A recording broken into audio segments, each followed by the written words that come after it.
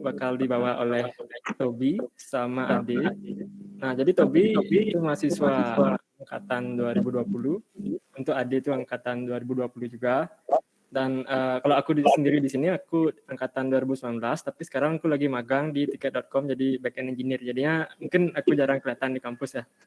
Nah, mungkin bisa dimulai dari Tobi atau Ade, silakan. Oke, thank you Sir Adi. Baik, mungkin karena waktu udah menuju ke pukul 3:05, mungkin sharing session sore hari ini kita mulai aja.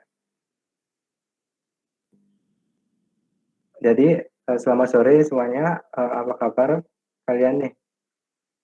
Semoga sehat sama dan baik-baik aja ya di rumah ataupun di depan laptop.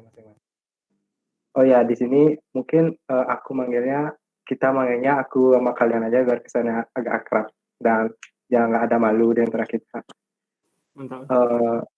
Jadi di sini kita ini kan belum pada kenal nih. Mungkin dari kalian bisa pada on cam atau menunjukin wajah-wajah kalian yang kadang-kadang sama cantik-cantik ini biar kita saling kenal gitu lah. Atau enggak kalau misalnya ada masalah di device mungkin nggak apa sih nggak off cam. Ya, mungkin di awal Jadi kita foto bareng dulu ya. Teman-teman bisa mungkin on cam, soalnya kalau ya di boleh on cam juga. foto bareng takutnya udah pada apa namanya? Udah sore, udah agak gelap lah cahayanya gitu. Ya.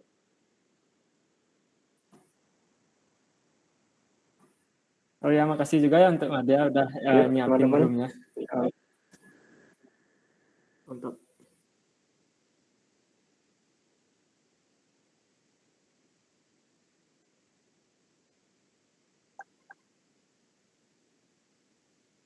mungkin untuk yang bertugas sudah siap untuk nge-screenshot.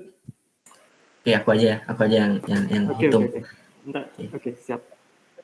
Semuanya ada yang mau on cam lagi atau udah nih? Oke, kayaknya udah nih. Aku hitung ya. 1, 2, 3.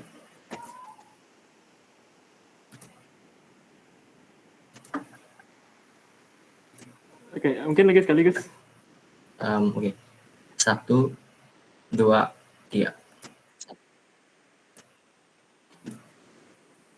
Oke, thank you. Oke, makasih ya teman-teman. Thank you. Mungkin bisa lanjut.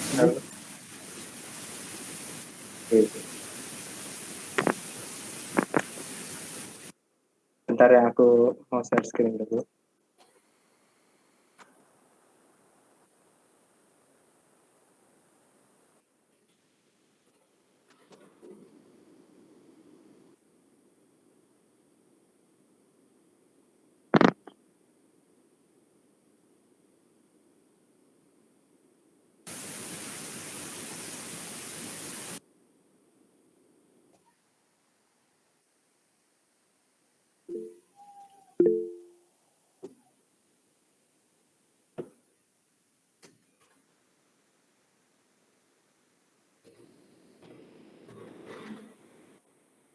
Share screenku udah kelihatan belum ya? Belum, Kak. Belum, Kak. Oke. Wait.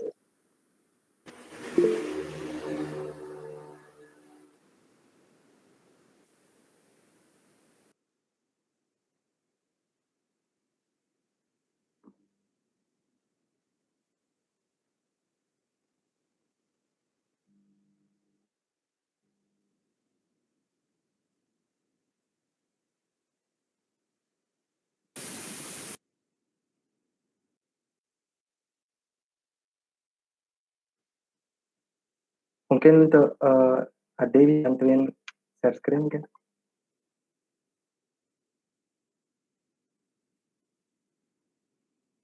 mungkin. Mungkin teman-teman yang lain bisa off cam supaya mungkin internetnya bisa lebih bagus lagi. Ya, oke, terima kasih.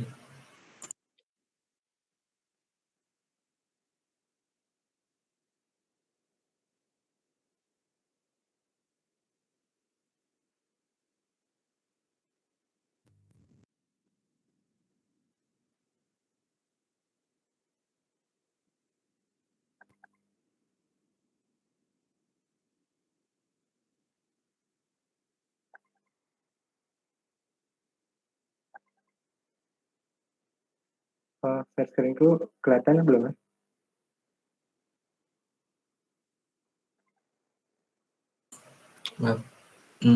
Masih gelap sih. Masih loading kayaknya.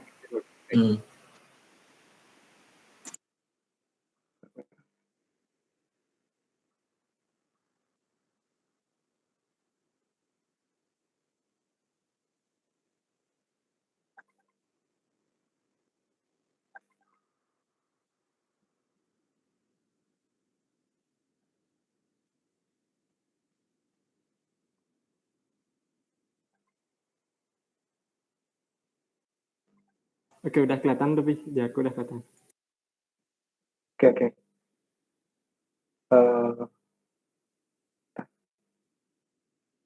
Sorry ya, tadi ada kesalahan teknis sedikit share screen-nya. Oke, di sini mungkin aku bakal nggak sendirian. Di sini mungkin kalian pada belum kenal sama aku. Jadi pertama-tama mungkin aku perkenalin diri terlebih dahulu ya. Perkenalin, nama aku Kadek Tobi Dipan Aryasa, biasa dipanggil Kadek Tobi. Aku dari angkatan Informatika angkatan 2020. Nah, di sini aku nggak bakal sendiri ngasih materi sharing session sore ini. Aku ditemani sama Ade. Mungkin Ade bisa memperkenalkan diri terlebih dahulu. Halo. Perkenalkan, nama aku Imade Juniandika. Sama Tobi, aku angkatan 20 juga. Oke, thank you Sarade udah memperkenalkan diri. Jadi kita berdua di sini bakal berbagi beberapa ilmu atau materi terkait dengan flowchart dan juga algoritma. Mungkin lanjut aja ya. Flowchart dan algoritma. Apa itu algoritma? Nah, mungkin banyak dari orang ataupun dari kalian juga sendiri menganggap algoritma itu mengasumsikan bahwa algoritma itu suatu perhitungan dalam pemrograman komputer. Atau banyak juga orang yang mengasumsikan bahwa algoritma itu merupakan suatu bahasa pemrograman ilmu-ilmu yang terkait dengan komputer ataupun rumus-rumus tentang matematika. Nah, sebenarnya asumsi-asumsi itu nggak selamanya 100% benar ataupun 100% salah. Kenapa aku bisa bilang begitu? Karena dalam algoritma sendiri, hal-hal yang dipikirkan orang-orang itu mempunyai keterikatan. Seperti misalnya, dalam pemrograman komputer itu kita dalam pemrograman komputer pasti kita memerlukan sebuah algoritma dalam membacakan suatu masalah ataupun algoritma untuk menyelesaikan suatu program. Ilmu dalam komputer, iya pasti, karena algoritma itu juga salah satu ilmu dasar yang kita pakai dalam pemrograman komputer. Nah, jadi asumsi-asumsi seperti itu tidak selamanya 100% salah dan juga tidak selamanya benar. Jadi apa itu algoritma? Jadi pengertian dari algoritma itu merupakan semua urutan langkah-langkah yang disusun secara logis dengan bahasa yang logis dan diurutkan berdasarkan sistematika tertentu untuk memecahkan suatu masalah. Mungkin dari kalian agak ribet dalam mengartikan pengertian dari algoritma itu sendiri. Jadi aku pecah menjadi 3 kalimat deh dari pengertian yang tadi. Aku pecah jadi 3 kalimat itu. Algoritma adalah bahasa yang logis, urutan sistematis, dan juga memecahkan suatu masalah. Dari 3 kalimat ini, kalian mungkin sudah bisa memikirkan apa sih arti dari algoritma itu sendiri. Jadi algoritma itu menggunakan bahasa logis. Karena bahasa logis itu pasti bahasa yang mudah dipahami, tidak ambigu. Terus untuk apa sih bahasa yang logis dan tidak ambigu itu? kita gunakan untuk mengurutkan suatu proses secara sistematis. Setelah kita urutkan secara sistematis, lalu untuk apa gunanya? Ya tentu untuk memecahkan satu masalah. Nah, dari ketiga kalimat itu, mungkin kalian udah sedikit memahami tentang apa sih arti dari algoritma itu sendiri.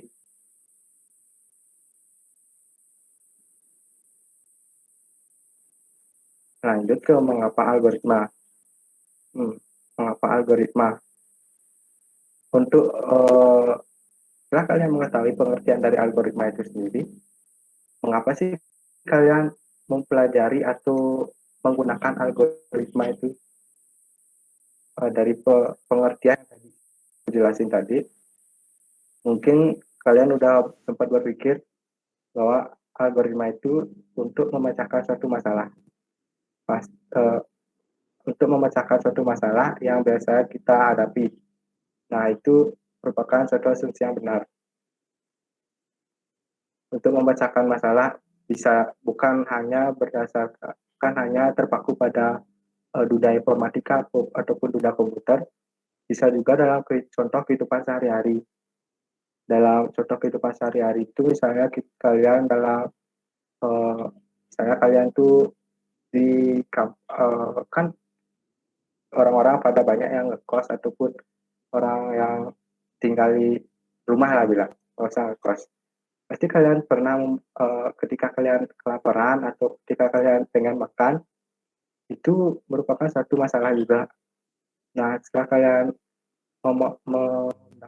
masalah, apa sih yang ingin kalian lakukan? Memecahkan suatu masalah.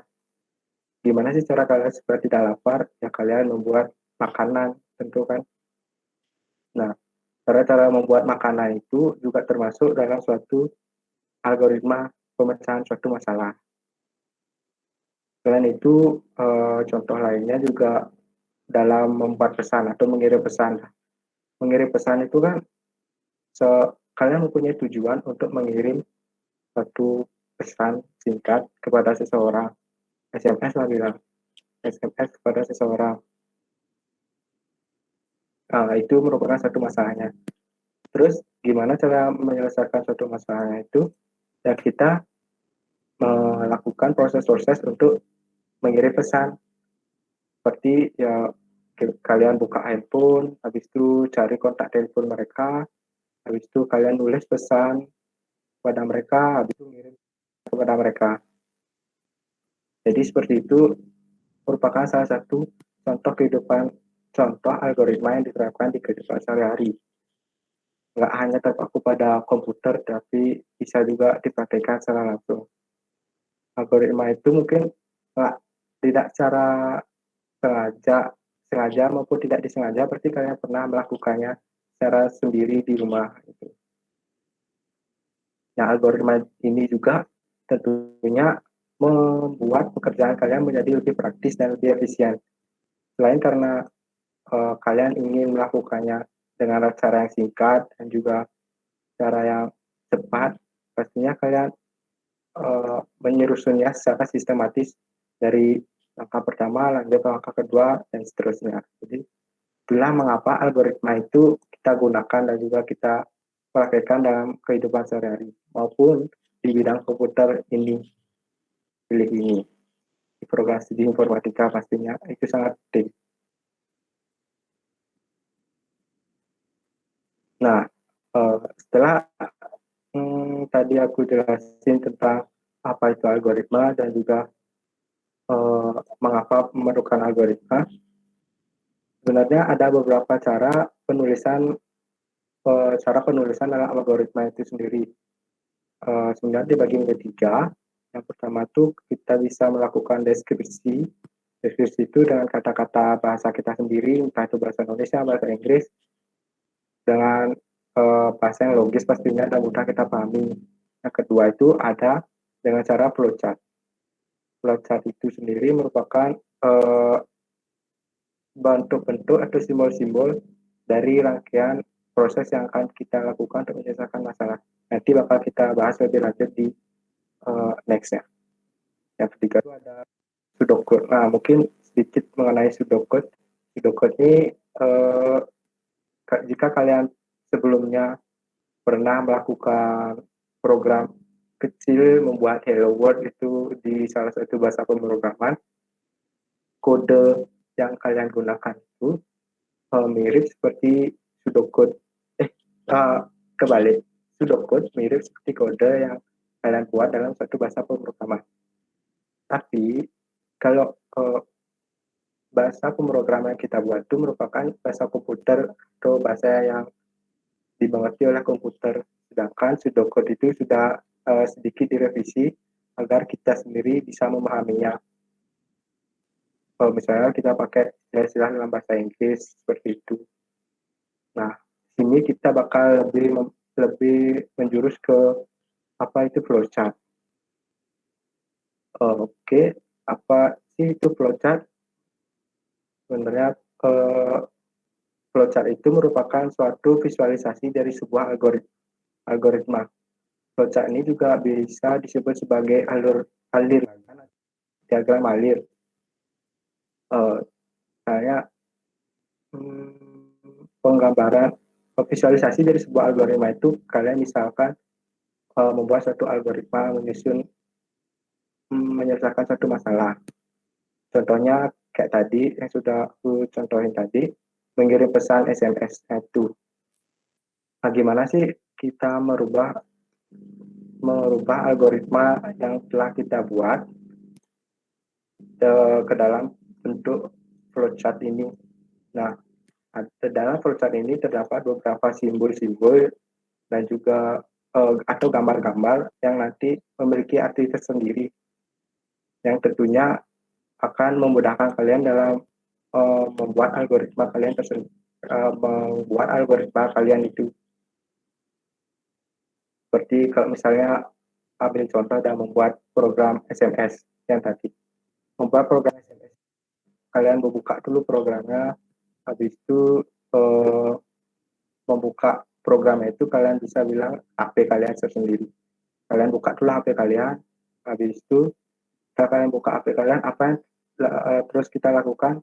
Kita buka kontak telepon kita itu untuk apa kita melakukan untuk kontak telepon kita? Tentu untuk mencari nomor yang ingin kita tuju.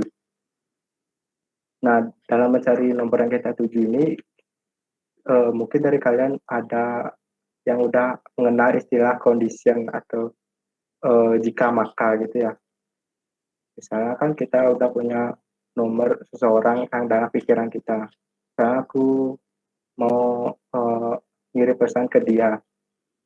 Nah, habis itu dalam kontak kita dari urutan yang pertama itu kita punya kontak dengan nomor satu gitu. Nah, kita buat nih kondisi apakah kontak dengan nomor satu ini sama dengan kontak yang ingin kita tuju. Maksudnya kontak yang ingin kita tuju itu adalah orang yang ingin kita kirimkan SMS. Jika tidak, maka akan lanjut ke proses selanjutnya atau ke nomor kontak selanjutnya. Jika iya, maka kita akan melakukan melakukan proses selanjutnya dengan memilih nomor satu tadi.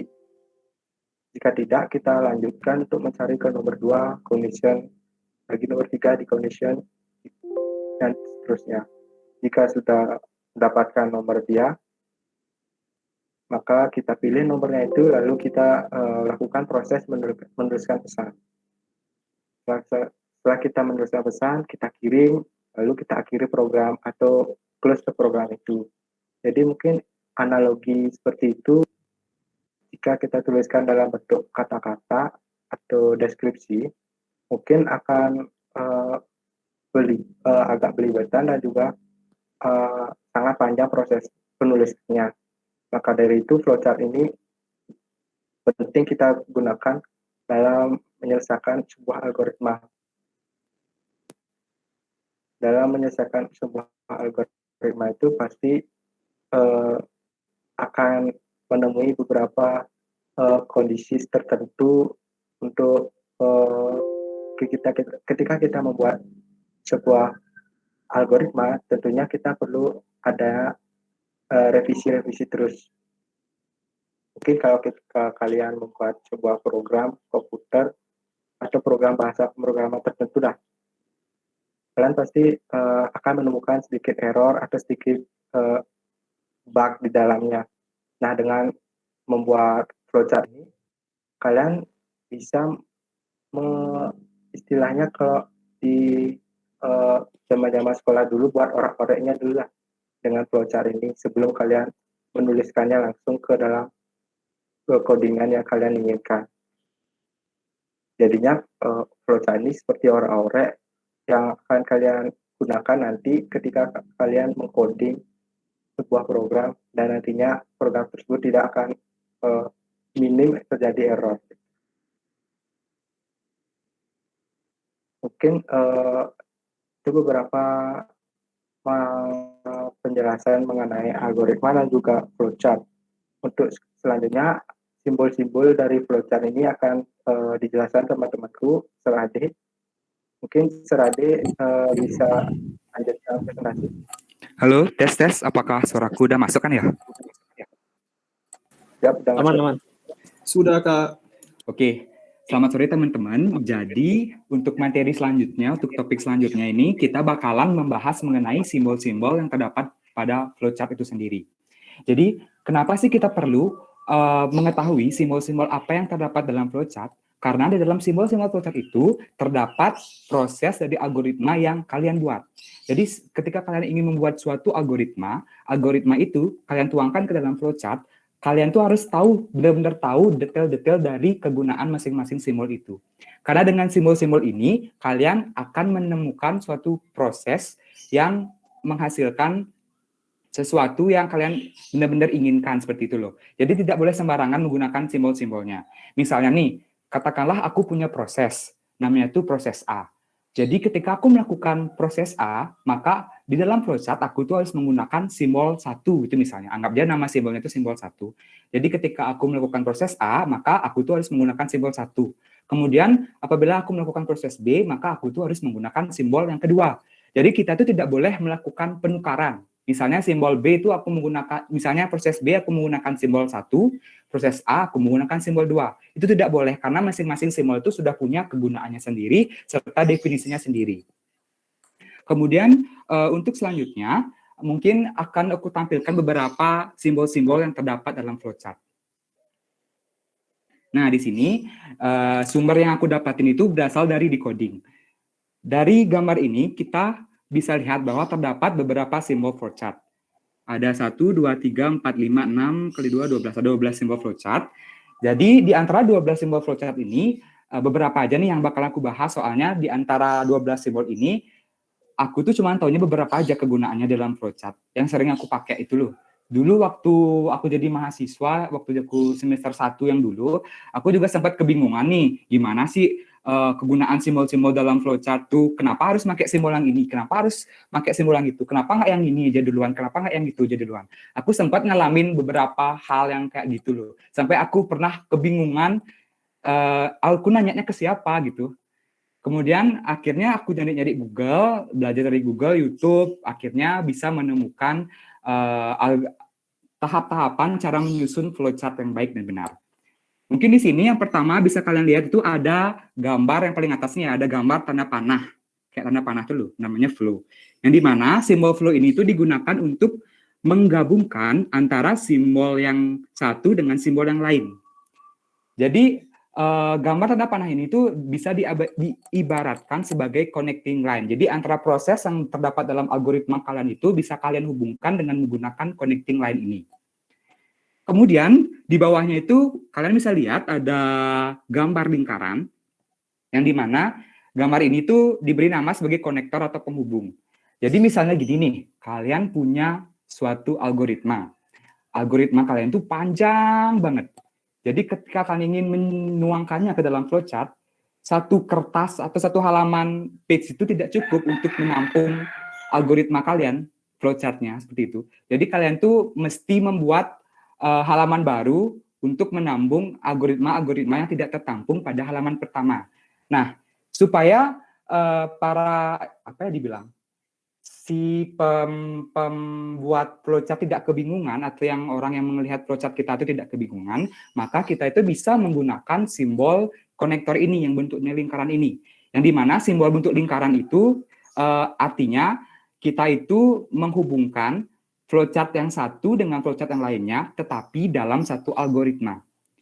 Jadi kata pentingnya itu menghubungkan antara flowchart satu dengan yang lainnya, tapi dalam satu algoritma. Jadi algoritmanya itu benar-benar jadi satu gitu loh. Mereka tuh nggak terpisah algoritmanya. Jadi konektor ini sangat membantu kalian apabila algoritma yang kalian tuangkan ke dalam flowchart itu memiliki jumlah yang sangat panjang itu misalnya. Kemudian yang ketiga mungkin ada terminator. Nah, terminator ini merupakan simbol yang benar-benar wajib untuk kalian cantumkan dalam flowchart kalian. Jadi ketika kalian ingin membuat flowchart, setiap kalian ingin membuat flowchart, terminator ini harus benar-benar kalian cantumkan gitu loh. Yang dimana terminator itu fungsinya untuk mengawali serta mengakhiri sebuah proses dari algoritma kalian. Jadi benar-benar harus dicantumin. Ketika kalian ingin menuangkan algoritma kalian, maka hal yang pertama dilakukan adalah mencantumkan simbol terminator ini. Seperti itu.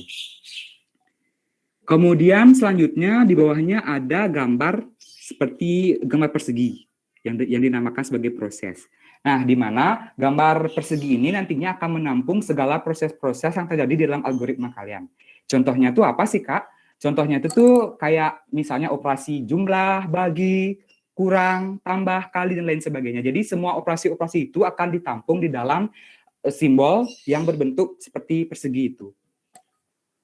Kemudian ada simbol yang berbentuk belah ketupat. Itu namanya simbol keputusan. Jadi biasanya, kapan sih kita menggunakan simbol itu? Biasanya sih simbol itu tuh digunakan ketika ada suatu pengkondisian, misalnya itu ada if else.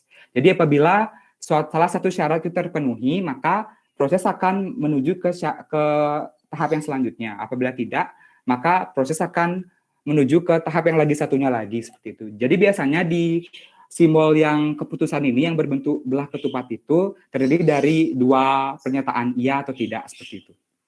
Kemudian kalau misalnya di algoritma kalian itu ada input sama output, maka kalian juga wajib mencantumkan atau menuangkan simbol input output ini yang bentuknya seperti trapesium. Selanjutnya yang terakhir mungkin di sini aku ada yang paling bawah, paling kiri, preparation. Simbolnya itu kayak trapesium yang digabung. Seperti itu. Jadi simbol preparation ini digunakan untuk inisialisasi. Kira-kira dari kalian ada yang tahu inisialisasi nggak? Halo? Yuk, boleh lewat chat, nggak apa. Mungkin gini ya, inisialisasi itu merupakan suatu deklarasi variabel yang berisikan nilai. Ya. Makasih responnya Aris Manjaya. Jadi inisialisasi itu kayak deklarasi variabel, cuman variabelnya itu sudah berisi nilai. Jadi kalau kalian misalnya masih bingung sama variabel, jadi kalian tuh bisa ngebayangin variabel itu kayak bak mandi. Baknya itu merupakan variabel, sedangkan air yang ada di dalam baknya itu merupakan nilainya. Jadi inisialisasi itu merupakan variabel yang berisikan nilai seperti itu. Misalnya I sama dengan 1. I-nya itu variabel, satunya itu nilainya, seperti itu. Namanya inisialisasi. Jadi ketika kalian di algoritmanya itu terdapat inisialisasi suatu variabel, ketika kalian ingin tuangkan ke dalam flowchart, simbol preparation ini bisa kalian gunakan, salah satunya. Oke, mungkin segitu aja sih simbol-simbol yang sering aku pakai dulu waktu jadi mahasiswa semester 1 mengenai flowchart. Mungkin sampai di sana ada yang mau ditanyakan nggak? Kalau enggak, aku maunya ngelanjutin ke pembahasan mengenai flowchart dari tugas yang kalian request. Oh ya, sebelum itu di sini aku ada pertanyaan. Ngoding first or flowchart first? Ada yang mau ngasih tanggapan nggak? Yuk, opini, nggak apa, santai tuh.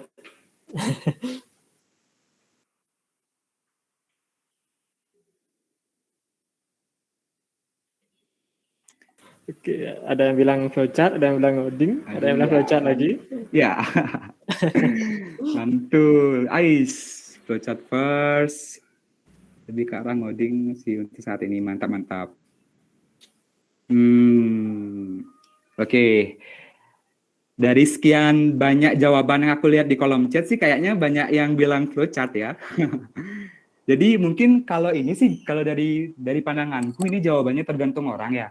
Kalau misalnya aku sebagai mahasiswa semester 3, mungkin kalau mau ngoding, mungkin kalau aku mau membuat suatu program ke dalam compiler, aku tuh biasanya langsung ngoding gitu loh, tanpa buat flowchart. Soalnya aku tuh ngerasa kalau isi buat flowchart lagi, itu tuh kelamaan jadinya, kurang efektif.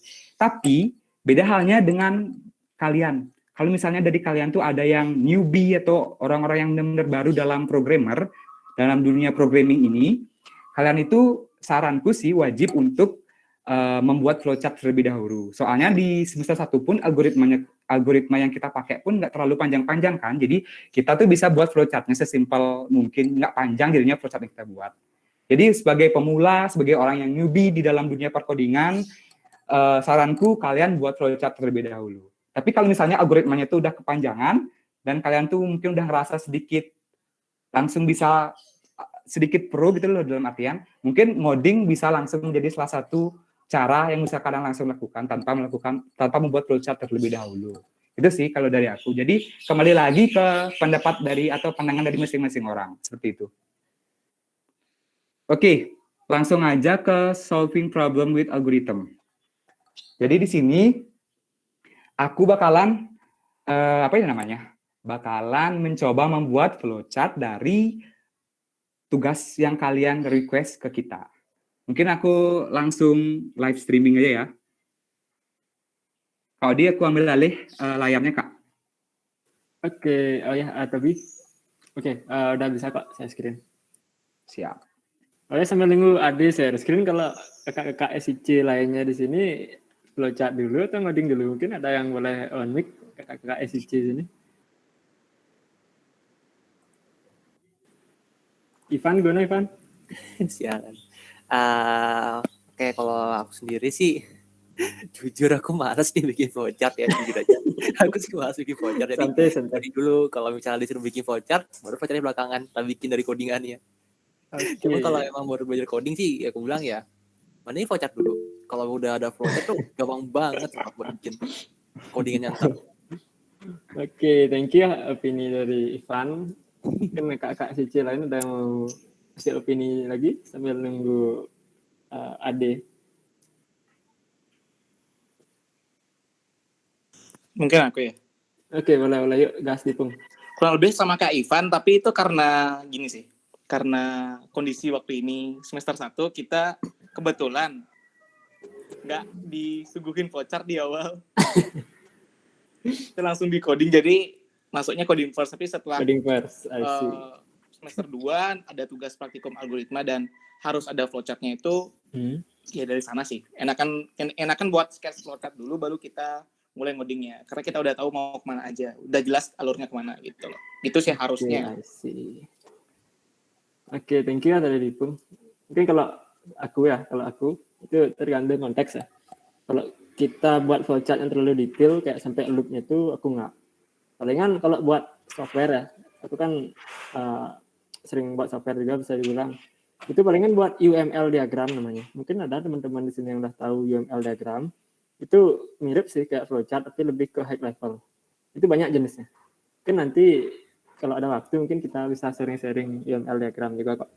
Oke, mungkin Adi udah siap? Siap, sudah Kak. Oke, mantap. Let's go. Oke teman-teman, jadi di sini aku bakalan gunain salah satu situs yang namanya Whimsical. Mungkin kalian bisa search di Google whimsical.com. Kalian bisa pakai di situs ini untuk membuat flowchart seperti itu. Kemudian kita baca soalnya dulu deh. Aku lupa sama soalnya.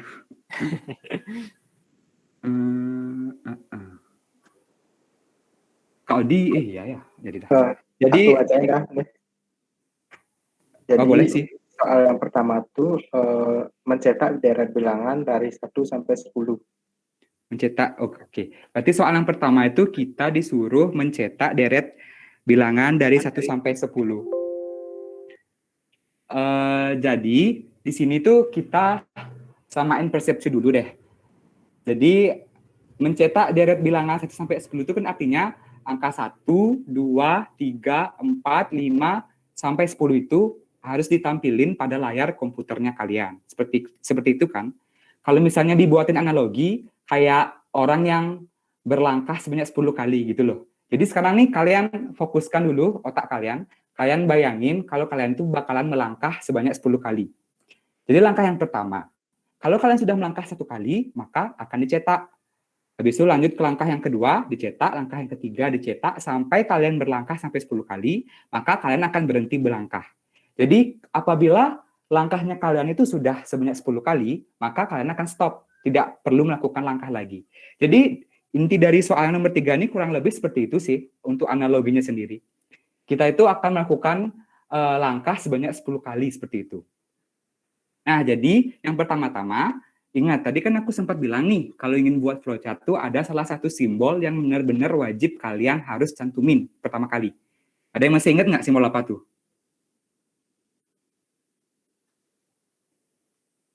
Halo? Terminator. Halo Kak, ada ya Terminator. Yang lama Ya. khusus. Ya, benar-benar. Jadi, ingat, kalau kalian ingin membuat suatu flowchart, salah satu simbol yang benar-benar harus kalian cantumin itu yang pertama kali adalah terminator. Jadi terminator itu bentuknya seperti persegi panjang, cuman dia tuh ujung-ujungnya tuh melengkung gitu loh, oval gitu, nggak lancip. Kalau persegi panjang kan biasanya lancip tuh ujung-ujungnya. Tapi kalau ini tuh dia tuh oval kayak gitu. Jadi terminator ini tuh gunanya untuk mengawali dan mengakhiri sebuah proses yang kalian buat. Sehingga paling awal nih aku akan buat start, aku mulai. Kemudian yang paling akhir nih end-nya atau finish-nya. Seperti itu. Bentar.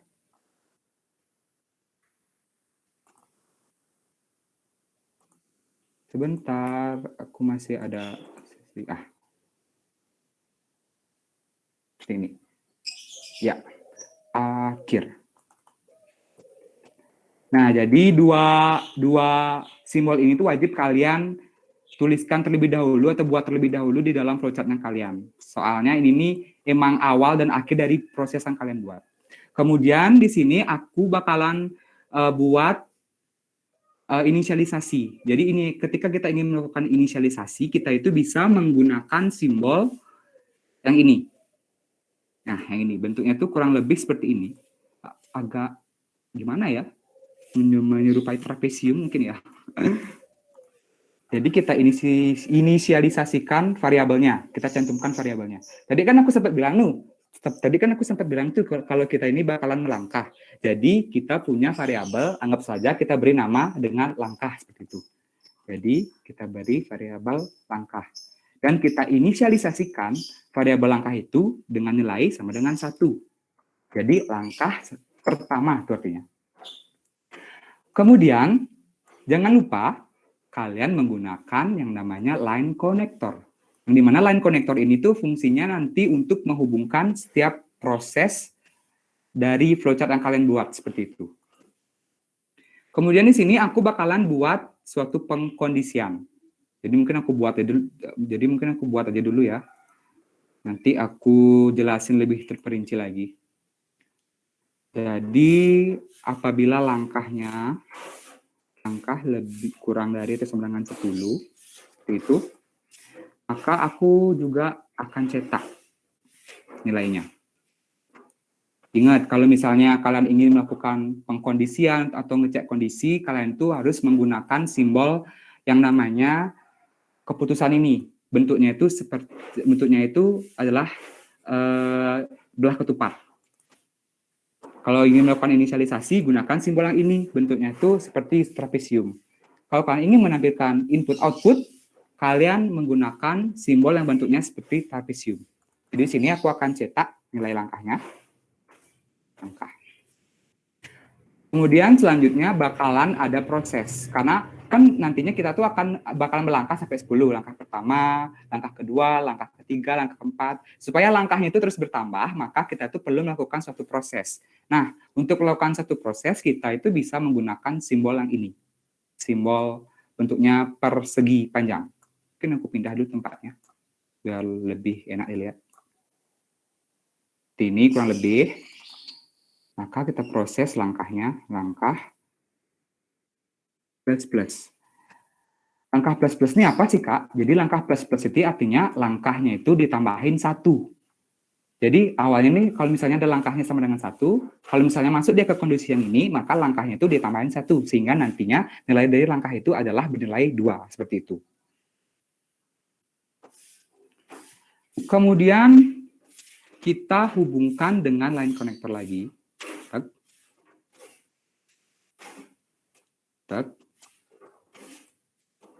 Lalu hubungan ke sini, lalu kembali lagi ke kondisi. Nah, kurang lebih nanti flowchart itu seperti ini bentuknya. Iya dan tidak. Tidak. Gimana sih, Kak? Maksudnya, Kak? Saya belum paham. Wah. Jadi maksudnya itu tuh dari awal kayak gini ya. Jadi aku bakalan jelasin mulai dari sekarang nih pelan-pelan. Jadi yang pertama, seperti yang aku bilang, kita wajib mencantumkan simbol terminator yang ini sama yang ini sebagai awalan akhirnya di suatu proses. Kemudian kita melakukan inisialisasi, yang dimana kita beri variabelnya dengan nama langkah dan kita isikan dengan nilai 1. Sekarang dicek di sini, apakah langkah lebih kecil atau sama dengan 10? Apakah 1 lebih kecil dari dengan 10? Iya kan, 1 itu nilainya lebih kecil dari 10. Maka kondisinya itu, proses selanjutnya itu akan mengarah ke ini, cetak langkah. Berapa langkahnya? Yaitu 1. Maka nilai 1 akan dicetak. Maka 1 akan dicetak pertama-tama. Kemudian, habis mencetak si langkah, maka proses itu akan mengalihkan ke proses yang ini, langkah plus-plus. Yang langkah yang awalnya itu sama dengan 1, kemudian menuju proses langkah plus-plus, maka langkahnya itu ditambahin 1. 1 tambah 1, hasilnya 2, gitu kan. Habis itu masuk lagi ke sini. Apakah langkah yaitu sama dengan 2 lebih kecil dari 10? Apakah 2 itu lebih kecil dari 10? Ya. Kalau iya, maka masuk ke cetak langkah. Maka yang dicetak sekarang adalah langkahnya sama dengan 2. Maka di sini 2.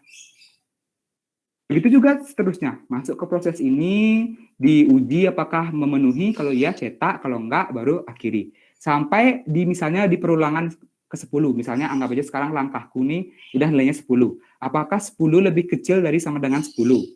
Iya kan? Maka cetak 10. Karena 10 itu sama dengan 10. Di sini misalnya 10. Kemudian masuk ke proses langkah plus-plus. Jadinya 10 tambah 1 sama dengan 11. Masuk kemudian ke kondisi yang ini. Apakah 11 itu lebih kecil dari 10? Tentu saja tidak. 11 itu lebih besar dari 10. Karena dia tidak memenuhi, maka proses selanjutnya itu akan mengarah ke sini. Prosesnya akan mengarah ke yang akhir yang ini. Maka program akan diselesaikan. Sehingga nanti pada layar komputer kalian yang dicetak itu adalah angka 1 sampai dengan 10. Tergantung ini juga ya, tergantung nilai ininya.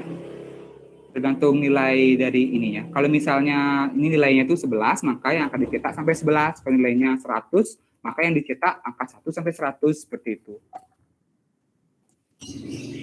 Mungkin dari teman-teman ada yang mau ditanyain dari sini, akan aku usahakan untuk memberikan solusi atau jawaban semampuku.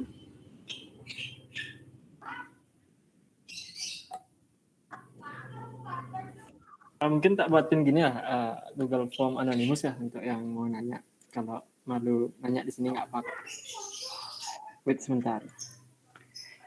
Sekalian Kak Odi mungkin buat Google Form untuk pertanyaan, mungkin aku bakalan share nih gimana sih bentukan codingannya atau hasil programnya kayak gimana sih, kayak gitu ya. Jadi sini aku udah buatin programnya. Jadi ketika programnya di run, dia itu akan menampilkan angkanya. Jadi seperti ini. 1, 2, 3, 4, 5, 6, 7, 8, 9, 10. Karena di pengkondisian akhirnya aku inisialisasi akhir itu dengan 10. Maka nanti yang dicetak adalah 10 bilangan seperti itu. Dari 1 sampai 10. Mungkin seperti itu.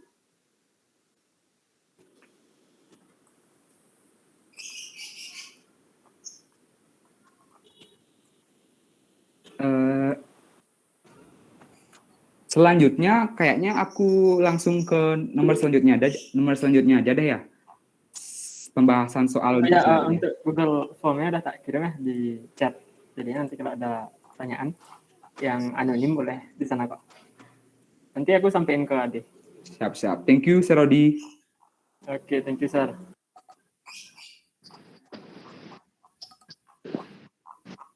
Selanjutnya mungkin sambil menunggu pertanyaan, mungkin sekarang aku bakalan lanjut ke nomor 5 yang menurutku agak sedikit menantang untuk dibahas. Asik. Aku sebenarnya nggak terlalu pro dalam coding, cuman mau nggak mau belajar aja, jadinya ngikut alur gitu sebenarnya. Merendah. Ih, serius? Ya, ini udah ada pertanyaan di Google Form ya. Kan aku bacain atau aku copy ke chat nih untuk Ade. Boleh Kak bacain aja. Ada pertanyaan pertama, itu Kak nomor 3 perlu pakai while for gitu atau enggak? Nah, itu pertanyaan pertama tuh. Mungkin aku copy ke chat ya. Nah, ini nih. Jadi Itu untuk pertanyaan kedua tuh ada yang ini. Oke, mungkin boleh Ade atau boleh teman-teman SCC lain ya. Ntar kalau misalkan harus direct ke teman SCC lain, bilang aja Ade ya. ya, untuk pertanyaan yang tadi itu apakah pakai while gitu ya pertanyaannya Kak ya? Iya.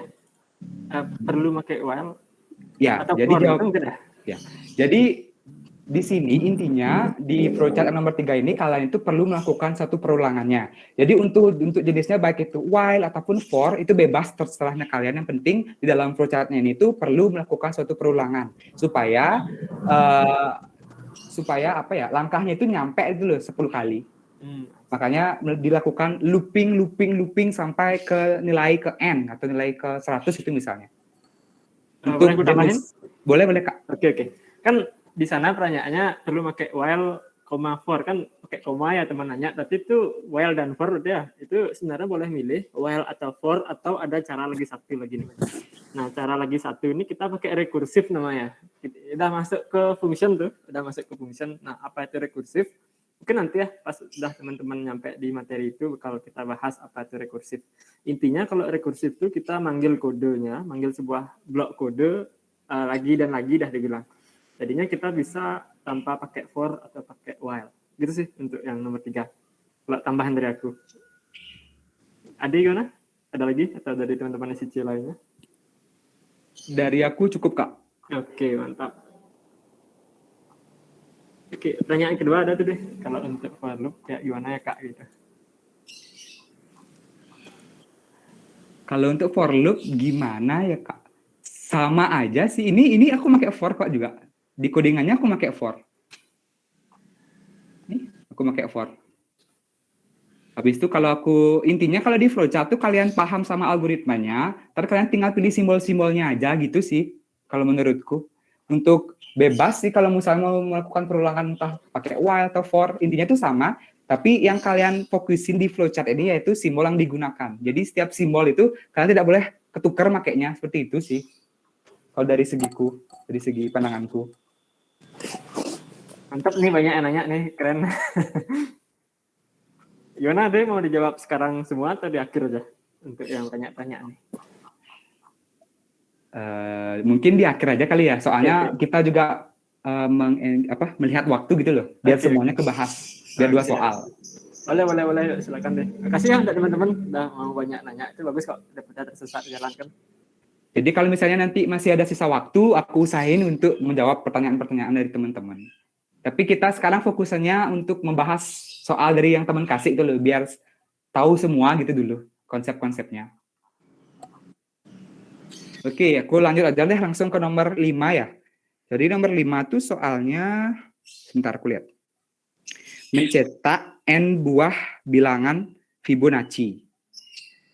Nah, sebelum aku lanjut ke buat flowchart-nya nih, kalian pertama-tama tuh tahu nggak apa itu Fibonacci? Bilangan Fibonacci itu tahu nggak kalian sebenarnya? Tahu. Bilangan Fibonacci. Kayak gimana tuh, bisa dikasih sedikit komenan mungkin? Boleh mic ya, nggak apa biar teman-teman yang lain kenal juga sama. Halo Kak, izin menjawab Kak ya? Boleh. Iya. Nggak perlu perkenalan ya? Nggak apa ya? Boleh kenalan aja biar kenal juga sama yang lain. Iya. Oke, untuk singkatnya perkenalan, nama aku Gonggos dari teknik informatika jelas 2021. Oke, izin menjawab. Jadi bilangan Fibonacci itu adalah bilangan yang nanti bilangan selanjutnya itu akan ditambah di bilangan selanjutnya, bilangan sebelumnya untuk menentukan bilangan selanjutnya. Ya, benar-benar. Kurang lebih intinya seperti itu. Iya. Bilangan Fibonacci itu merupakan hasil bilangan dari penjumlahan suku-suku sebelumnya, seperti itu ya. Jadi misalnya kayak gini nih, ada suku pertamanya misalnya 0, suku keduanya 1, maka suku ketiganya bilangan-bilangan dua bilangan pertama itu dijumlahin sama 1, maka 1. Untuk suku yang keempat, 1 tambah 1-nya ditambahin jadi 2. Untuk suku yang kelima jadi 3.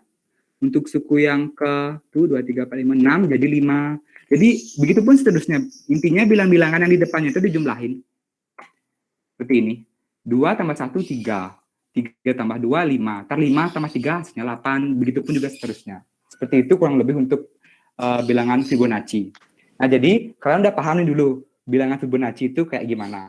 Baru sekarang aku bakalan lanjut ke pembuatan flowchart-nya. Seperti biasa, ketika ingin membuat flowchart baru, ingat selalu cantumin yang namanya terminal atau terminator untuk mengawali dan mengakhiri dari proses yang kalian buat. Biasa di sini aku tulis awal. Sebentar.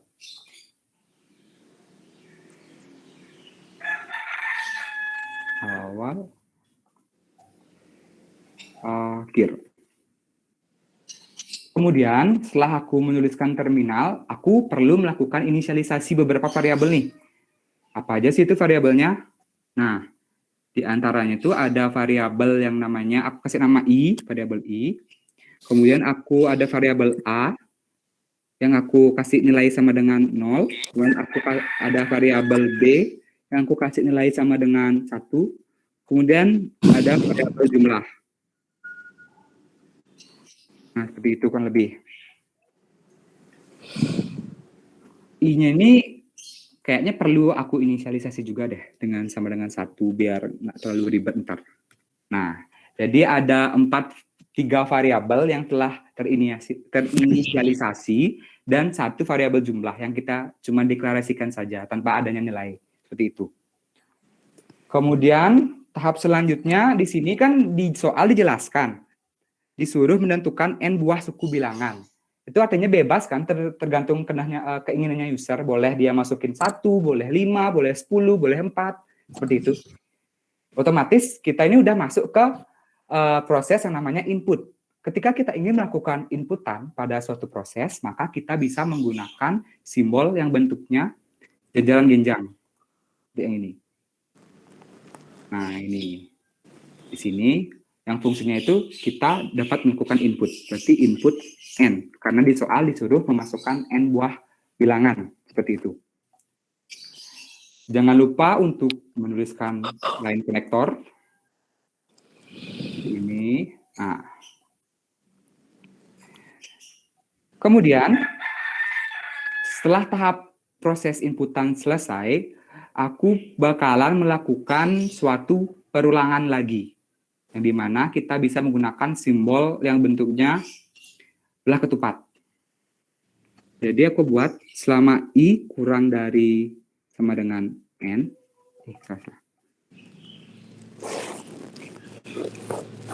Itu.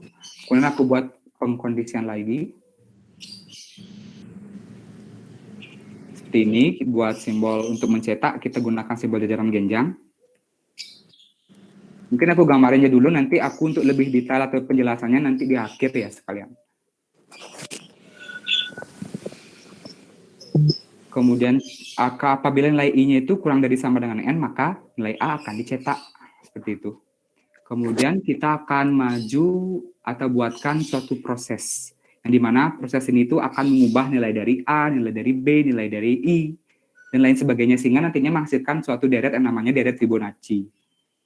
Di sini aku bakalan buat variabel jumlah.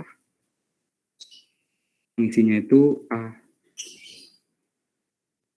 plus B. Kemudian ada variabel A. Aku akan ubah nilainya sama dengan B. Kemudian ada variabel B. nilainya sama dengan jumlah. Seperti itu. Oh ya, jangan lupa I++, I-nya bakalan ditambah sampai kurang dari sama dengan N. Lalu kita buat line konektor. Tek. Tek. Lalu kita hubungkan ke sini. Di situ kita masuk ke pengkondisian I kurang dari sama dengan N. Lalu ke sini. Apabila kondisinya memenuhi, maka proses akan mencetak nilai A. Apabila tidak, maka program akan diakhiri. Itu kurang lebih. Nah, sekarang kita akan mencoba membaca flowchart ini dari awal sampai akhirnya program ini selesai seperti itu. Jadi yang pertama-tama, biasa terminal awal dan akhir. Kemudian kita melakukan inisialisasi 3 variabel I, A, B. Kemudian di sini setelah kita melakukan inisialisasi, kita akan melakukan proses inputan. Yang kita beri nama dengan variabel N. Jadi inputannya itu tergantung user seperti itu. Terserahnya user gitulah intinya. Kemudian akan dicek. Selama I kurang dari sama dengan N, maka A akan dicetak. I-nya berapa, Kak? Nah, di sini kan di awal I-nya aku udah inisialisasiin dengan 1. Sementara N-nya aku lakukan input, anggap aja aku inputnya itu 4 itu ya misalnya ya. Input sama dengan 4 gitu misalnya.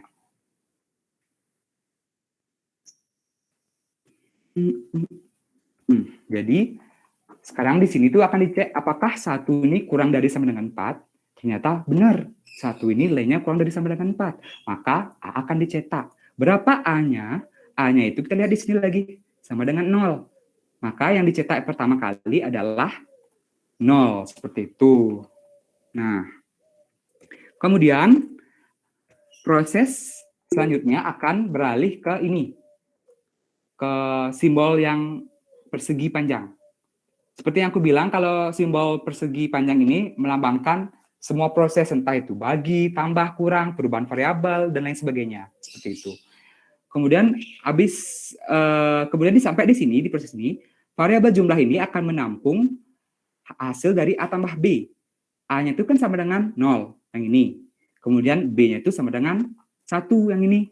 Maka nilai dari jumlah adalah 0 tambah 1. Maka jumlah nilainya sama dengan 1. Sekarang.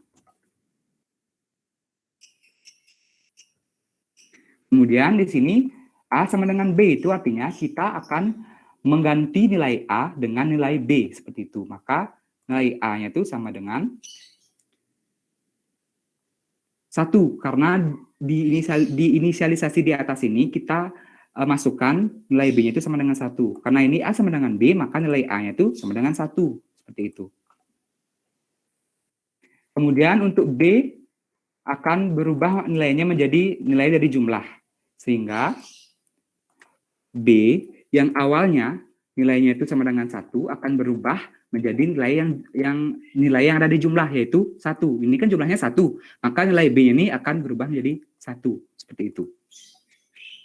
Kemudian I++, yang I-nya awalnya 1 kan ditambahin, di sini ada I++, maka I-nya itu bertambah 1, sehingga masuk ke sini I-nya kan berubah menjadi 2. Sekarang dicek lagi apakah 2 itu lebih kecil dari sama dengan N, lebih kecil dari sama dengan 4, ternyata iya. Maka nilai A dicetak. Berapa nilai A? Nilai A yang dicetak adalah nilai A yang ini sekarang, yang ada di sini. Maka setelah 0 ini yang dicetak adalah angka 1. Seperti itu. Kemudian proses akan masuk ke tahap ini lagi. Sekarang jumlahnya itu adalah menjadi A plus B. A-nya sekarang 1, B-nya sekarang juga 1. Maka jumlahnya itu 1 tambah 1. Jadi jumlah yang sekarang ini menjadi 2. Seperti itu. Kemudian nilai A-nya sama dengan B. B-nya kan 1. Berarti A-nya diubah menjadi 1. Seperti itu. Jadi 1 lagi gitu. Kemudian B sama dengan jumlah. Jumlahnya itu sekarang menjadi 2. Maka nilai dari B ini kita ganti dengan 2. Kemudian I-nya plus. Sehingga sekarang I-nya itu ketika masuk ke sini, I-nya itu bernilai dari 3. Apakah 3 kurang dari sama dengan 4? Ternyata benar, maka cetak A. Berapakah A-nya? A-nya itu yang di sini lagi, sama dengan 1. Seperti itu. Maka yang dicetak di sini untuk suku yang ketiga adalah angka 1 lagi. Kemudian masuk ke baris yang sini, sekarang nilai jumlahnya ini berubah lagi. A plus B. A-nya itu sama dengan 1, B-nya sama dengan 2. Maka A plus B yaitu 1 tambah 2, sama dengan 3. Maka jumlahnya ini sekarang bernilai 3. Seperti itu. Kemudian nilai A yang awalnya 1, karena di sini disama denganin dengan B, maka A-nya ini berubah menjadi B, yaitu 2. Karena B yang di sini itu nilainya 2, maka A yang awalnya 1 akan berubah menjadi 2. Seperti itu. Kemudian B sama dengan jumlah. Jumlahnya kan 3 nih sekarang. Maka B-nya itu ganti pakai 3. Nah, dengan I++. Masuk ke sini. Apakah sekarang kan nilai I-nya sama dengan 4. Apakah 4 kurang dari atau sama dengan 4? Ya. 4 itu sama dengan 4. Maka cetak nilai A. Berapa nilai A? Nilai A-nya itu sekarang yang ini 2. Maka yang dicetak di sini adalah angka 2. Seperti itu. Kemudian masuk lagi ke sini. Jumlah sama dengan A plus B. A-nya kan sekarang 2 kan, dan B-nya 3. Berarti jumlahnya sama dengan 2 tambah 3. Berarti jumlahnya itu sekarang bernilai 5. Seperti itu. Nilai 5. Kemudian untuk A-nya tersendiri, itu tuh sama dengan B. B-nya sama dengan 3, otomatis A-nya berubah menjadi 3. Kemudian B-nya sama dengan jumlah. Jumlahnya tuh 5 kan nilainya, maka B-nya itu kita ganti dengan 5 sekarang. Itu. Kemudian I++, sekarang nilai I itu sama dengan 5. Kemudian diujikan di simbol setelah ketupat ini, apakah 5 itu lebih kecil atau sama dengan 4? Tentu saja tidak, karena 5 itu lebih besar dari sama dengan 4. Karena dia tidak memenuhi, maka dia itu akan prosesnya itu menuju ke sini.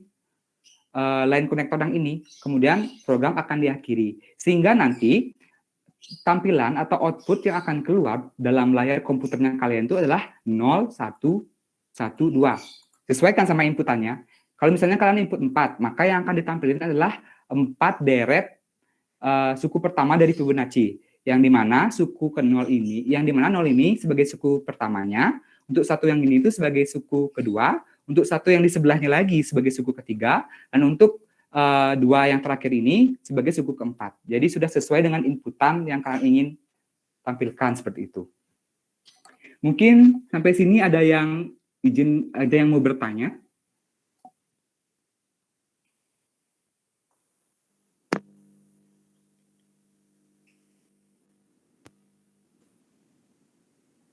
Mungkin sebelum bahas yang di pertanyaan di form, ada yang mau bertanya langsung di on mic gitu mungkin? Atau Saya, Kak. boleh di chat? Oke, boleh. Mungkin boleh kenalin diri dulu, habis itu boleh nanya.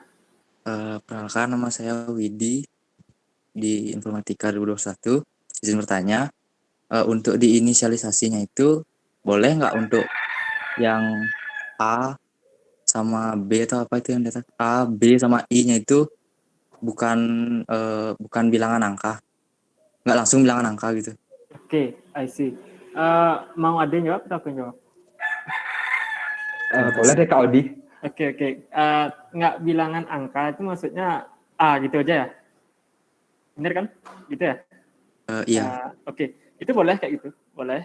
Tapi nanti di bawah buat simbol proses tuh loh, simbol yang kotak itu. Kan udah kita inisialisasiin tuh. A titik koma dia bilang kalau di program ya, atau B titik koma kayak gitu kan. Nah, tapi kalau itu kan artinya dia belum punya value ya. Belum punya value, habis itu nanti sebaiknya itu ditambahin proses kayak gitu dah, yang kayak Ade buat sekarang nih, kayak proses ngasih nilai yang tadi udah dideklarasiin. Nah, kalau kayak gitu namanya deklarasi sih, kalau kita nggak isiin value. Kalau nggak salah deklarasi namanya. Mungkin kalau jawabanku kurang tepat, boleh koreksi ya dari teman-teman. Tapi saranku isiin aja angkanya di sana kok. Atau mungkin kalau nggak isi angka di sana, langsung masuk proses ke bawah tuh boleh-boleh aja sih. Soalnya ini kan flowchart. Kalau flowchart nih nggak terlalu strict kok. Apalagi kalau dosen kalian kayaknya nggak terlalu strict juga untuk flowchart ya. Jadinya santuy aja kok. Boleh kayak gitu. Tapi sebaiknya kasih aja langsung nilainya. Mungkin bisa diterima atau ada teman-teman lain yang mau nambahin? Boleh dari teman 21 nambahin juga kok.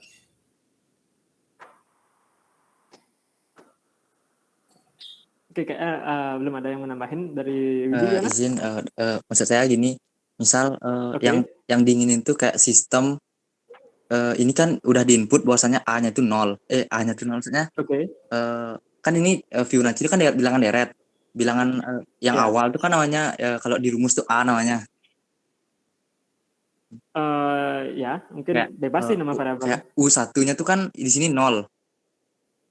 Ya. Ya kalau pengen buat sistem yang U1-nya tuh belum ditentuin, kayak baru Hmm. dari apa dari usernya yang nentuin. Oh. Oke, I see. Itu berarti isi input ya, Eh, Input berarti kan usernya dinamis ya namanya. Benar iya. kan? Dinamis. Oke. Itu boleh kayak gitu kok. Boleh kita kayak naruh di deklarasinya tuh A aja buat, tapi nanti isi kayak di input N tuh loh.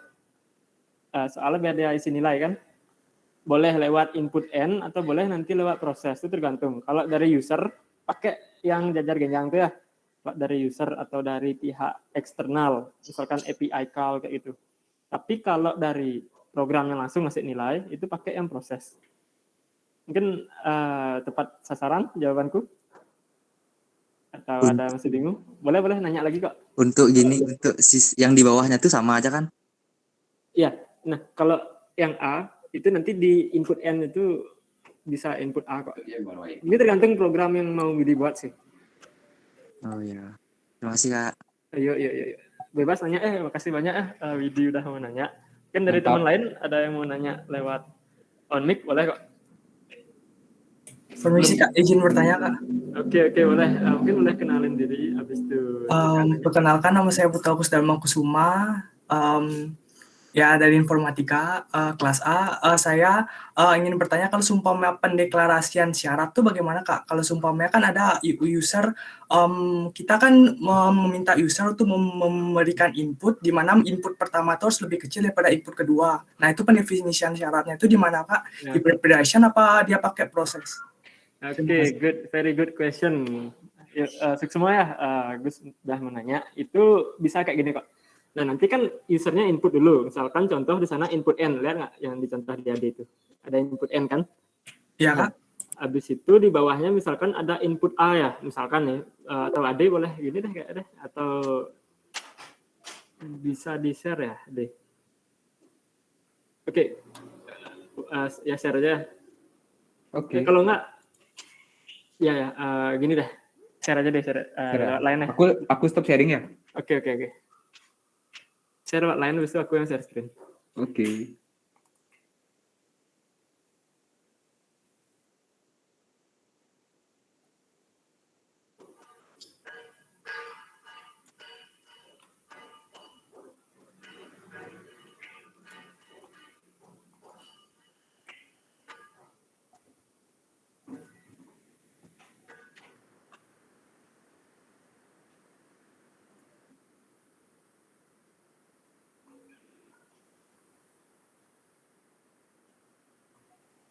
Aksesnya belum deh, aksesnya. Oh ya. Oke Kak, bentar Kak. Oke, santai ya. Pertanyaan bagus. Emang wajib kok kita kayak ngevalidasiin input. Itu di proyek nyata juga kayak gitu pasti ada validasi input gitu.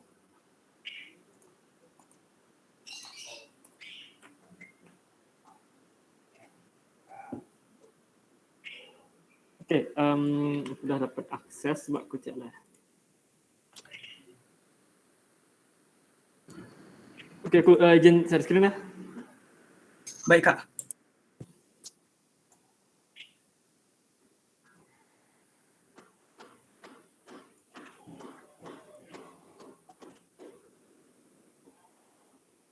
Udah kelihatan nggak share screen-ku? Aman. Udah Kak. Oke, mantap. Nah, kan di bawah ini ya programnya, misalkan kita buat validasi gitu ya, bisa kok. Oke. Ini. Misalkan kita buat input pertama, itu harus lebih kecil ya. Ya, contohnya kayak gitu ya. Iya Kak. Contoh kayak gitu boleh ya. Input pertama misalkan ya. Itu main pakai whimsical, sorry. Habis itu Alon-alon Pak. nggih semua. Input kedua. Input kedua. Nah, habis itu kan input pertama harus lebih kecil dari input kedua ya. Misalkan kayak nanti ada kondisi di sini, Jadinya kita cek pertama lebih kecil daripada kedua nggak? Kayak gitu. Nah, kalau misalkan dia lebih kecil, kan berarti lanjut programnya kan? Lanjut ya. Contohnya lanjut ya, tapi mungkin aku pakai yang warna yang bentuk bulat nih. Misalkan lanjut programnya. Tapi kalau dia lebih besar atau sama dengan, itu artinya gagal validasinya ya gitu ya. Nanti kita bisa gini, kita bisa balikin dia. Itu terserah mau kita balikin dia input pertama lagi atau mau kita selesain programnya bilang inputnya dia salah, itu terserah. Itu bebas sesuai kondisi. Nah, misalkan kita mau balikin dia, mau kayak kita suruh dia input ulang, misalkan di email nih ya, kita register di email tuh. Misalkan kita masukin email yang kurang tepat, kayak typo udah bilang di emailnya, kan bisa kita notif dia tuh. Kita bisa kasih dia kayak gini, print input pertama harus lebih kecil. Mohon input ulang. Kan bisa kayak gitu tuh. Kita print kayak gitu kan? Iya, Kak. Nah, kan bisa kayak gitu. Nah, setelah ini bisa kita balikin lagi ke sini. Bisa kita balik lagi ke sini kok. Nah, kayak gitu. Jadinya dia nginput ulang nih. Bisa nginput ulang. Itu contoh dari validasi dah bilang. Jadinya input usernya tetap terjaga. Kan dia lebih kecil, kita suruh dia input ulang. Atau di sini mau nambahin kondisi nih. Kita mau nambahin kondisi kayak kita nanya lagi ke dia mau input lagi nggak, kayak gitu bisa tuh. Kalau misalkan nggak mau, kita end programnya bisa kayak gitu juga kok. Mungkin dapat menjawab? Dapat, Kak. Oke, mantap. Tapi Kak, izin bertanya lagi, Kak. Oke, boleh banget. Kalau seumpamanya switch case tuh kayak gimana deh flow-nya? Oke, switch case. Very good. Switch case tuh gini juga kok. Dia tuh sama kayak gini flowchart-nya. Sama, tapi mungkin lebih banyak kayak gitu dah, lebih banyak kondisinya. Ke bawah dia terus kayak gitu. Aku dulu sempat buat. Terus dia kayak gini. Ntar paling bawah ini default-nya. Mana dia? Nah, ini di sini default-nya. Kalau default-nya nggak perlu isi default sih. Kalau default-nya itu biasanya di case terakhir. Tahu kan case terakhir gitu kan? Case paling bawah tuh. Iya, Kak. Kalau dia false, itu kan artinya dapat masuk ke default tuh. Kalau di default, kalau di jadinya default, if else bercabang jadi Kak ya? Ya, sebenarnya kayak gitu sih kalau switch case tuh. Jadinya di sini masuk gini nih. Masuk proses default atau boleh end programnya, itu tergantung programnya teman-teman sih. Ada lagi mau tanyain? Gini Kak, yang flowchart pertama tadi Kak. Yang pertama yang ini ya? Ya itu kan kalau kan kakaknya kan pakai for loop di sana. Kalau saya baca di beberapa buku sama beberapa sumber, kalau untuk for loop pada batas awal itu deklarasi pada awal-awal itu menggunakan proses Kak, karena saya baca juga soalnya for loop itu dianggap satu proses. Nah, kalau berdasarkan pendefinisian dari preparation yang kakak bilang tadi itu masuk akal sih kalau umpamanya langkah sama dengan satu, tapi kalau umpamanya beberapa buku yang saya baca dan juga saya coba lihat di Google itu langkah satunya menggunakan proses, itu bagaimana Kak? Oke, mantap, very good, konstruktif juga pertanyaannya, bagus. Nah, kan ada beberapa buku yang pakai proses ya di awal gitu ya, bener ya? Iya Kak, yang pakai proses di awal. Itu biasanya langsung kayak gini. Di sini langkah satu ini langsung proses gitu? Ya, langsung proses Kak, langkah satu. Misalnya kan berarti dia tuh I gitu ya, I 91 gitu ya? Iya Kak, kayak gitu. Itu sebenarnya boleh aja gitu. Boleh aja gitu tuh artinya biasanya kalau kayak gini itu I-nya udah dideklarasiin di awal atau emang dia sebenarnya buat flowchart kan nggak terlalu strict kan? Soalnya kita cuma nyari bayangan umum. Tapi saranku tetap kita deklarasiin di awal gitu loh. Misalkan di sini I 91. Soalnya kalau kita buat program, kan kayak gini kan, mana teksnya? Nih. INT I sama dengan gini kan, for jadi sama dengan 0, I sama dengan 10 dah, I plus plus gitu kan. Nah ini kan ada proses deklarasi nih, ini nih proses inisialisasi kan, si Ya. INT ini kelihatan.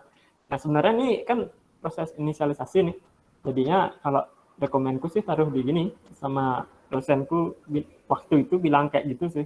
Ini tergantung dosen jadinya sebenarnya. Tapi kalau yang benar salahnya itu kalau kita ngikutin secara strict, logikanya kan kita kayak gini dulu kan, kita ini inisialisasi ini dulu kan. Mendeklarasikan variabel. Ya atau enggak kayak gini ya. Int I sama dengan misalkan awalnya itu kita buat angka ngawur ya. Habis itu di sini kita kasih ulang dia nilainya ke 0.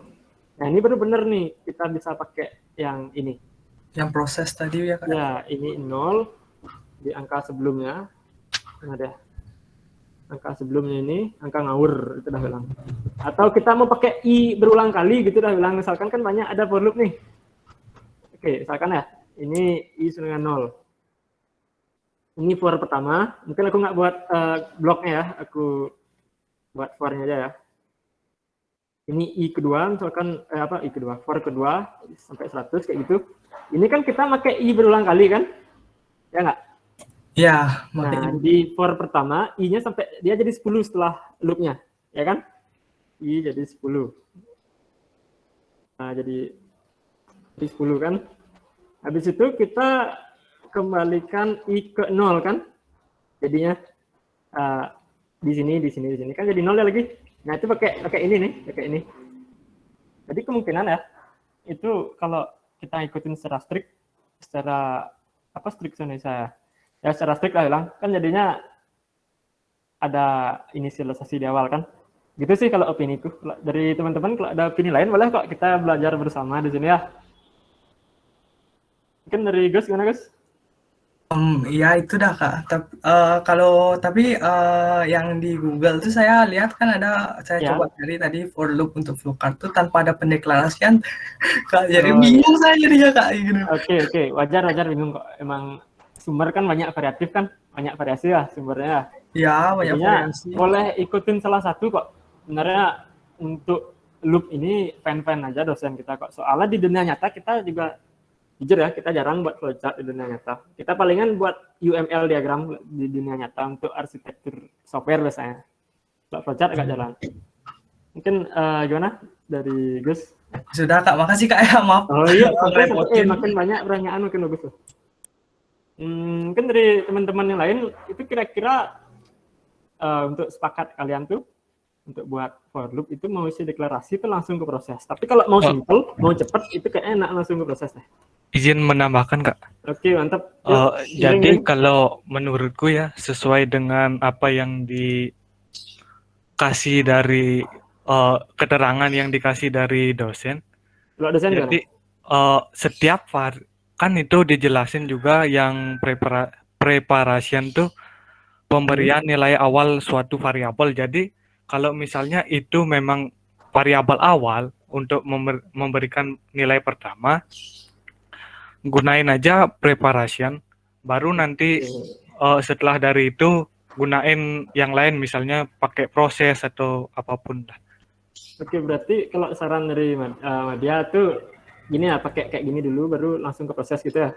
Iya, karena keterangannya itu pemberian nilai awal suatu variabel. Nah, di dalam coding sendiri kan juga sama. Kalau misalnya variabel tidak didefinisikan, berarti nilainya antara 0 atau 0 kan. Oke, thank you. Sigma ada alur kedun gini dah. Mungkin itu bebas sih dari teman-teman. Tapi kalau aku itu sebenarnya kayak aku bilang tadi, yang aku sama Madya bilang tadi. Tapi kalau kita di kertas buat kurang tempat, kurang ruang untuk ngebuat, mungkin langsung aja sini apa. Kalau ngikutin dosen itu boleh ini duluan kok. Tapi aku respect juga sama teman-teman di sini, udah banyak yang baca buku, searching itu top semuanya kok. Mungkin gimana? Ada tambahan lagi atau dari Gus? Tapi kalau seumpama Madia tuh kayak saya kan ada dapat baca buku. Dibilang kata bentuk umum dari for loop ini adalah menggunakan proses. Jadi kalau seumpama pendefinisian awalnya ya preparation itu mendeklarasikan variabel awal, tapi kalau menurut saya untuk pendefinisian variabel awal itu harus menggunakan variabel yang konstan, maksudnya A sama dengan 2 gitu, nggak boleh integer A dalam sebuah preparation. Habis itu kalau seumpamanya menggunakan proses di dalam for loop itu, saya mendefinisikannya karena dia sudah memiliki bentuk umum, jadinya itu prosesnya itu masuk ke dalam proses yang dinamakan for loop. Begitu menurut saya, Kak. Oh, mungkin gini ya, maksudnya Agus membuat flowchart-nya itu langsung dalam bentuk kode gitu. Enggak, bentuk umumnya ada gini. Coba share Gus. Asik. Oke. Bernapas, Gus. Mantap ada diskusi. Saling belajar deh. Aku acungin jempol dengan keberanian Ya, kalian. sama. Aku semester 1 jadi maba kayak gini serius. Diam-diam baik di kelas. Sama aku juga. Insecure aku. Insecure. Oh ya, kalau mungkin di kehidupan nyata, kalau ngurusin flowchart mungkin di UML mungkin aku cariin sambil nunggu gitu ya, nunggu Agus sama Madia.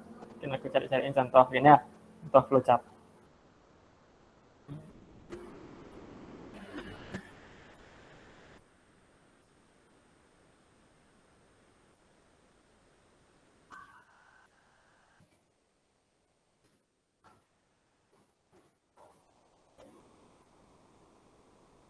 Tes Kak, izin bertanya. Oke, boleh.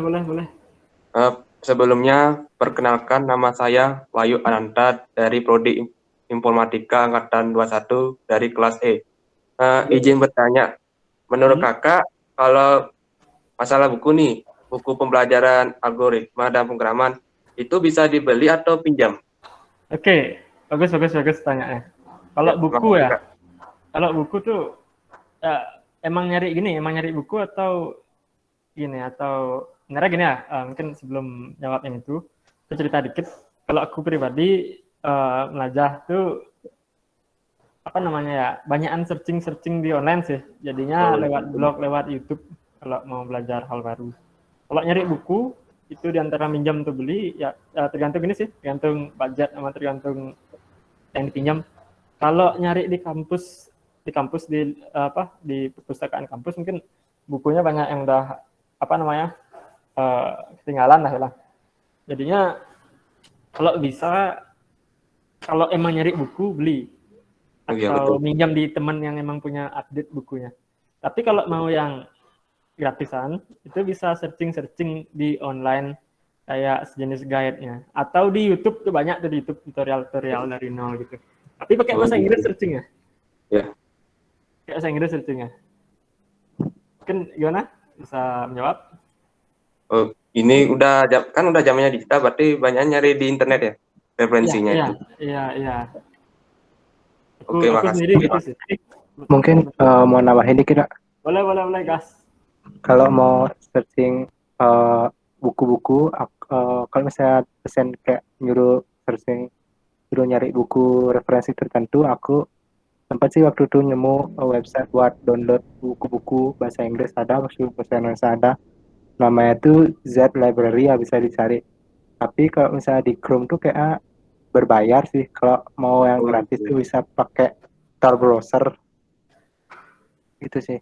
Nanti tapi mungkin bisa gini, di-share mungkin lebih di chat. Audi, aku boleh masuk nggak? Oke, gas. Oke, mumpung tadi ada yang nanya tentang sumber ya. Kalau dari saranku sih, daripada kalian beli buku yang menurutku harganya tuh lumayan mahal tuh loh, mending kalian belajarnya tuh kayak yang kau dibilang di YouTube. Soalnya di YouTube pun tuh banyak ada tutorial yang bagus tuh loh, apalagi yang India sama yang dari luar negeri. Contohnya tuh kayak FreeCodeCamp, kalian bisa search mungkin di YouTube, di sana tuh banyak kali tutorial tentang algoritma sama struktur data yang mungkin akan kalian pelajari nanti ke depannya seperti itu. Iya, betul. Soalnya kalau baca buku tuh menurutku feel-nya kurang gitu loh dapet. Tapi kalau misalnya nonton orang langsung ngoding, abis itu kita bisa paham, itu lebih keren sih. India rule the world. Oke, makasih ya untuk Ade. Terima kasih sama-sama. Yuk, semangat juga ya belajar. Oke, mungkin nih aku udah contoh dikit. Aku kan punya startup nih sama Kompiang, sama yang lain join nggak aku cek ntar ya. Oke, Triana ada juga, sama ada Dana juga, teman-teman SIC. Kita kan udah startup tuh.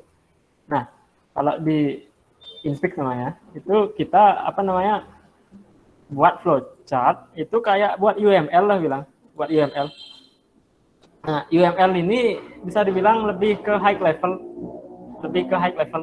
Jadinya nggak aja sampai ke deklarasi, sampai ke loop, nggak sampai kayak gitu di kita kita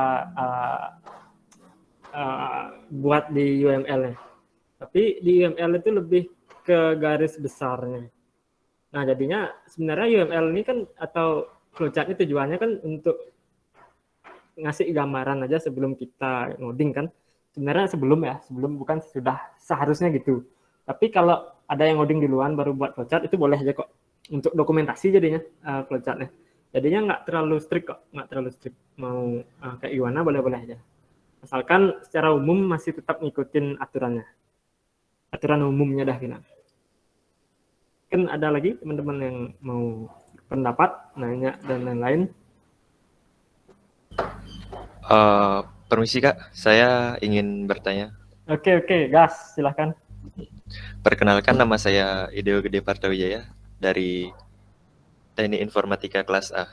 Nah, Okay. Kalau saya nih, saya nggak kayak teman-teman ya, nggak pernah baca buku, nggak pernah apa gitu. Tapi yang saya punya ini pengalaman dari SMK. Saya pernah bikin flowchart, pernah bikin UML juga. Nah, kalau Kak bilangnya kan di proyek nyata itu keseringannya pakai UML. Ya. Nah, ya saya pernah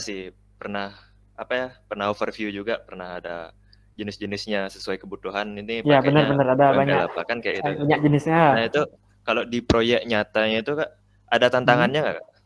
Oke, ada tantangan atau enggak gitu ya? Ya. Oke, mungkin aku mau jawab. Itu tergantung dari kita nih posisinya ya.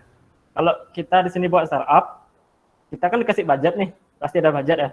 Jadinya kita harus buat UML yang sesuai budget kan, biar nggak terlalu mahal, nggak terlalu murah. Itu biasanya di back end main tuh.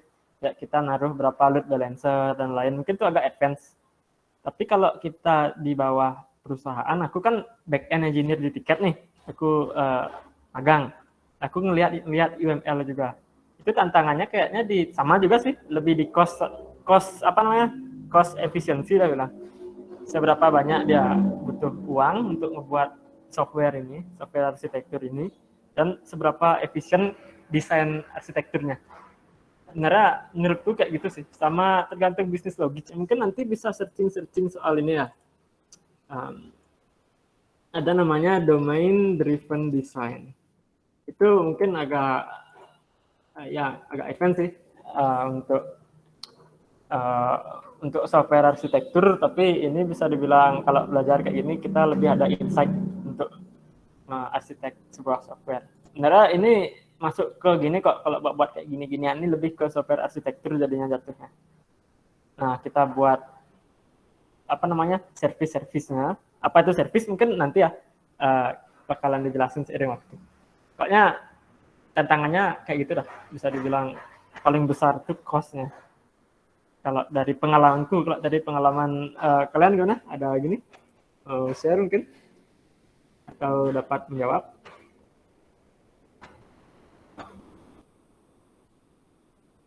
Halo, tes. Suaraku kedengeran ya? Iya, kedengeran Kak. Oke. Mungkin gimana? Dapat menjawab ya? Iya. Oke, mantap. Cost efisiensi sama APK efisiensinya berarti ya kayak. Kalau dari pengalamanku gitu, mungkin kalau ada yang belum aku alamin, belum punya pengalaman di pertimbangan lain mungkin sih. Mungkin ada pertimbangan lain yang belum aku tahu gitu dah. Sistem desain bener tuh, masuk ke sistem desain. Oke, thank you Kak. Oke. Very nice. Kan ini lebih banyak di backend sih kalau kita sistem desain tuh, soalnya ada microservice gitu. Mungkin ada pertanyaan lain? Belum bahas-bahas yang di chat.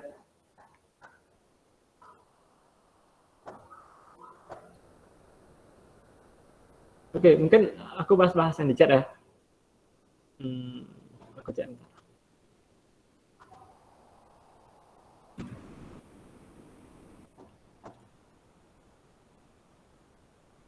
Oke, Kak, saya mau nanya saat membuat flowchart, apakah perlu isi baca langkah? Baca langkah tuh gimana ya maksudnya? Mungkin gini ya, tadi. Mungkin maksudnya mana langkah itu ya, deh? Oh ini ya. Mungkin maksudnya analoginya ya. Ini analogi ya kok, ini analogi ya. Jadinya misalkan teman-teman pakai variabel namanya i, ya i jadinya. Atau mungkin kalau aku salah nangkep pertanyaannya boleh nanya ulang ya di Google Form. Nah, habis itu Kak, kalau kata langkahnya diganti dengan bilangan jadi cetak bilangan itu sama aja ya Kak? Oke, kalau di sini kalau langkahnya jadi bilangan, ya nanti di cetaknya ini jadi cetak bilangan ya. Apa aja nama variabelnya? Nama variabelnya tergantung di sini. Karena tadi kita buat langkah sama dengan 1, jadinya yang lainnya ngikutin langkah itu. Kayak gitu. Oke, simbol preparation bisa diganti dengan simbol proses. Itu sebenarnya mereka nggak saling ngeganti ya. Mereka lebih ke saling melengkapi dah bilang. Jadinya dideklar di di sini, dan nanti kalau ada langkah ini ganti nilai kayak di sini contohnya, mereka kan bisa lihat nih, mereka kayak saling kerjasama jadinya, nggak saling ngeganti satu sama lain sih kalau dari opiniku. Habis itu Kak, kita nggak perlu pakai input jajar genjang langkah-langkah terlebih dahulu. Nah, perlu input nggak? Itu tergantung dari soal. Nah, kalau tak baca ya, soal yang teman-teman dapat itu nggak disuruh input, jadinya kita nggak input. Karena kalau di software ini, apa yang kita diminta, itu yang kita kasih. Jadinya nggak lebih, nggak kurang. Ada spesifikasinya dah bilang. Jadinya makanya di sini kita nggak ngasih input. Kak, kalau bikin flowchart, benernya tuh harus satu bahasa aja atau boleh nyampur Indo-English? Nah, sebenarnya kalau saranku atau yang baik itu satu bahasa, nggak gaduh-gaduh. Mungkin kalau aku gaduh-gaduh, maaf ya. Di situ, di sini ada lagi pertanyaan. Ini sih Kak, ingin bertanya, bukannya pada for loop komen langkah 9.1, bukannya menggunakan simbol proses. Oh ya, ini tadi dah dijawab ya. Habis itu untuk di nomor 3 tadi, langkah 9.1 harus pakai preparation. Kalau pakai proses, salah. Nomor 3. Ini ya. Ini sebenarnya yang aku bilang tadi sama Madya, itu kalau aku mau Madya kayak gitu berarti ya Madya. Mungkin kalau ada teman-teman lain yang dengan cara lain, asalkan dia secara general itu sama, itu sebenarnya nggak apa-apa aja sih, soalnya kita kan di sini cuma buat flowchart kayak gambaran umum aja flowchartnya, jadinya nggak strict amat sih. Tapi kalau mau ngikutin dosen, saranku kayak gini. Soalnya dulu dosenku juga kalau nggak salah bilang kayak gitu deh.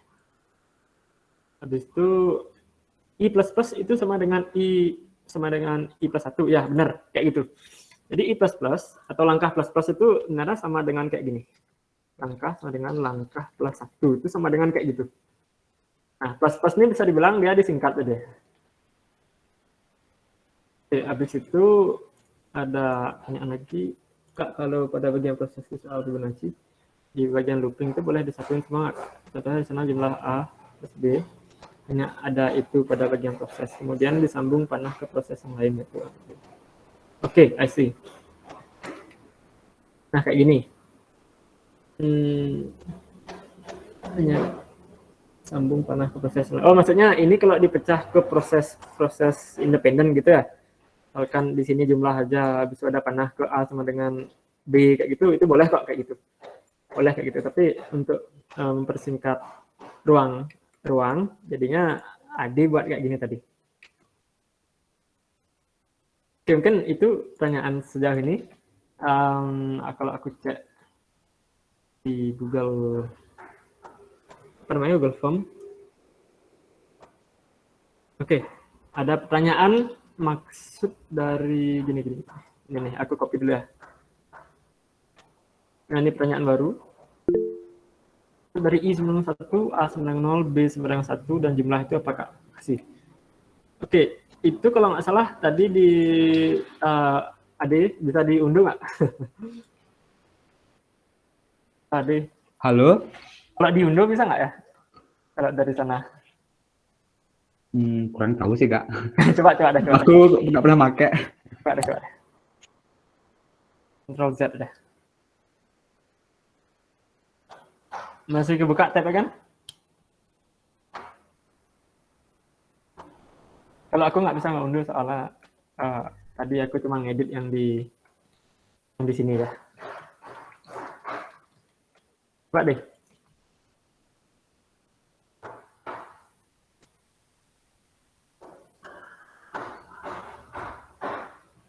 Oke, mungkin aku jawab aja. Untuk maksud dari I sama dengan 1, A sama dengan 0, dan lain itu apa? Oh, udah deh, semua deh. Oke, ini maksudnya apa? Ini sebenarnya kita lagi nge-inisialisasiin nilai. Atau kita lagi ngedeklar nilai. Atau kita lagi ngebilang ke programnya bahwa ada variabel baru, tolong alokasiin beberapa memori untuk variabel ini. Nah, itu kan maksud ini apa. Tapi kalau ini fungsinya apa di dalam program, itu tergantung logika bisnisnya. Tergantung logika bisnis. Nah, logika bisnis tuh kan gini, sejenis logika yang benar-benar kalau kita satuin baru ada maknanya. Jadinya ini sebenarnya kita butuh berapa variabel nih, Ade? 5 ya?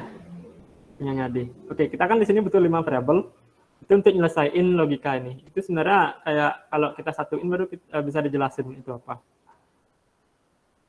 Bisa dibilang saling bantu-bantu lah bilang. Oke. Mungkin sambil sebelum aku kembaliin ke Ade, ini dari SIC ada sedikit ya hadiah kecil lah untuk teman-teman di sini. Mungkin aku cariin sebentar ya.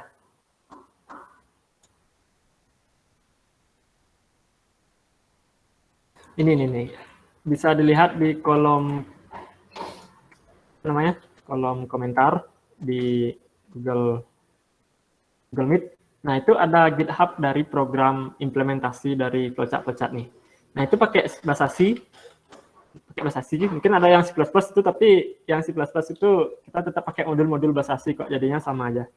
Nah, nanti teman-teman bisa lihat di situ kayak gimana sih flowchart ini kalau diimplementasiin di program.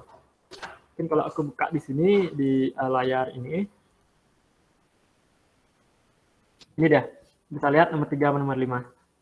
Nah, mungkin untuk kali ini kita bahasnya nomor 3 sama nomor 5 aja, soalnya nomor yang lain teman-teman pasti bisa buat sendiri kok. Sama biar nggak sama juga tugasnya satu angkatan ada saran juga.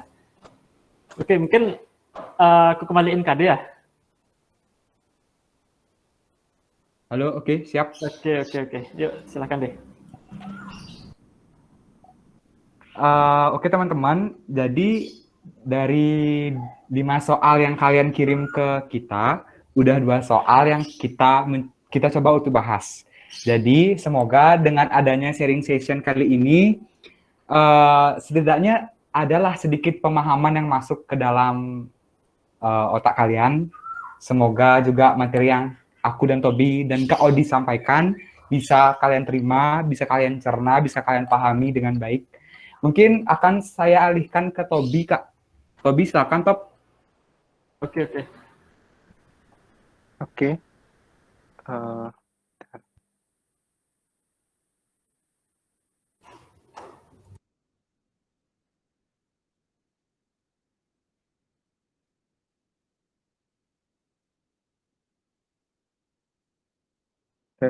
Share screen-nya udah kelihatan ya? Udah, aman. Udah. Oke. Ya. Jadi mungkin itu saja untuk sharing session kali ini. Banyak sekali pertanyaan-pertanyaan yang udah disampaikan. Terima kasih juga atas partisipasi kalian udah mau bertanya udah mau on mic juga tadi. Habis itu pertanyaan-pertanyaannya udah advance tadi lagi, udah Ya. dilihat. Keren, makasih ya. Sangat-sangat bagus lah, referensi udah dapat cari itu. Dan juga terima kasih Sir Odi udah atas jawaban dan bantuannya. Santai. Mantap Ya. tadi, terutama Agus sama Madya. Mantap. Bagus tukar pikiran, saling belajar kok. Ya, jadi tadi itu udah ada dijelasin tentang, mungkin aku rangkum dikit-dikit ya tentang tadi awal dijelasin tentang algoritma itu apa sih. Jadi algoritma itu tentang kayak gimana kita menyelesaikan satu permasalahan dengan bahasa yang logis dan juga teratur. Habis itu bisa juga menggunakan flowchart untuk visualisasikan algoritma yang telah kita buat. Habis itu tadi juga udah ada demo dari Sir Ade untuk soal nomor 3 dan juga nomor 5 dari tugas yang kalian dapat. Nah, untuk sisanya tuh bisa kalian coba sendiri di rumah pakai logika dengan algoritma kalian sendiri, dan juga kalian buat flowchartnya gitu. Oke. Mungkin sebelum itu kalau teman-teman nanti kan buat sendiri nih, untuk yang belum, kalau ada bingung itu boleh tanya salah satu dari SIC, bisa dilihat kontak-kontaknya tuh di web SIC itu ya, di SIC Unit Division. Atau nanti sekarang tak kirim deh gini link ke Discord SIC, nanti boleh nanya-nanya di situ, boleh PC salah satu kakak-kakak, boleh kok kalau malu bertanya di publik. Itu nggak apa, itu wajar kok kalau malu bertanya di publik. Mungkin aku kasih dulu linknya untuk ke Discord SIC, itu ada di ini nih. Nah itu dah, itu link ke Discord SIC, nanti boleh masuk sana kok, boleh tanya salah satu SIC fungsionarisnya, atau boleh juga hubungin lewat itu salah satu orang yang ada di web yang tak kirim. Oke, mungkin sekian dari aku. Yuk Tobi. Oke, itu juga tadi tambahan dari Sodi. Kalau misalnya kalian ada yang mau bertanya-tanya bisa kontak di sana. Kalau misalnya ada yang malu bisa personal gitu chatnya. Bisa kalau misalnya ada yang bingung juga, kalau ada yang kurang dari sharing session hari ini mungkin bisa ditanya juga. Oke. Oh ya teman-teman, aku mau ngingetin lagi bentar. Untuk minggu depan kita bakalan ngadain lagi sharing session, tapi bakalan fokusnya itu lebih ke introduction tentang bahasa C dan dasar-dasarnya. Jadi aku harap nanti pas di minggu depan, kalian juga bisa aktif kayak gini lagi ya, saling diskusi, saling tanya jawab, saling berbagi pendapat, supaya SIC juga punya anggota-anggota, calon-calon anggota yang bagus dan aktif seperti kalian. Mantap. Oh ya, sebelumnya gimana kira-kira kalau minggu depan itu ada sharing session bahasa C? Kita ngebahas bahasa C, soalnya teman-teman bakal dapat itu di kampus. Mungkin ada pendapat, kira-kira bagus nggak ada sharing session gitu? Gas. Mantap. Kira-kira kayak gini sih? Jelas bagus lah Kak. Karena juga, kita juga masalah agak masih awam masalah bahasa C. Oke. Ivan coba saja Kak. Ingin coba saja. Apa? Oke, Ivan namanya. Oke, Sir Ivan mungkin oke ya. Makasih ya untuk respon dari teman-teman. Kak, boleh saya nanya sekali? Boleh nanya, boleh ngasih saran. Kan selain sih bahasa apa aja nanti dipakai pas kuliah. Bisa kalau bikin web tuh kan mungkin beda lagi gitu bahasa. Ya, benar. Oke. Pertanyaannya bagus banget tuh. Nah, kebetulan aku kan semester 5 nih, ya mungkin lebih banyak lah experience dari beberapa SIC lain di sini. Nah, itu di semester 3 kita bakal nemu bahasa Java. Itu tergantung dosen ya, tapi kita nemu Java kok. Ya, mungkin SIC angkatan 20 di sini pun baru ngerasain ya. Kita nemuin Java, itu belajar object oriented programming. Habis itu di semester 3 juga ketemu SQL, kita kan udah masuk ke database. Pokoknya teman-teman di semester 1 2 tuh masih santai kok, masih bisa nongkrong-nongkrong gitu. Masih dasar-dasar lah dulu. Iya, masih dasar-dasar. Habis itu di semester 4 kita masuk lebih ke data, masuk ke data. Jadinya ada Python di sana. Kayaknya banyak pawang ular di sini ya. Banyak pawang ular kata Madya di sini. Itu masuk Python soalnya kita banyak banyak ngurus data dah bilang. Ada pemrosesan data multimedia dan lain. Semester 5 itu kalau aku lihat, aku kan magang nih. Jadinya ada beberapa teman yang di kampus itu kalau nggak salah ada yang Python, ada yang web, HTML, CSS kayak gitu, JavaScript. Habis itu apa ya? Kayaknya semester 5 itu bisa dibilang gabungan dari semester 3 sama semester 4 deh. Habis itu semester lanjut itu lebih ke penjurusan, tergantung jurusan yang teman-teman pilih. Nah, jadinya tapi ya ini ada tetapi gini. Itu kan kurikulum 2020 nih. Itu bisa ganti kurikulumnya. Contohnya di angkatan 19 nih. Kita nih transisi waktu di semester 2. Tiba-tiba beda semua mata kuliah di semester 3, nggak kayak kakak tingkatnya. Soalnya kan wajar kan, teknologi kan cepat berubah. Jadinya untuk gambaran yang aku kasih sekarang tuh kayak gitu. Tapi nanti seiring jalan mungkin bisa berubah. Jadinya siap-siap aja. Mungkin bisa menjawab.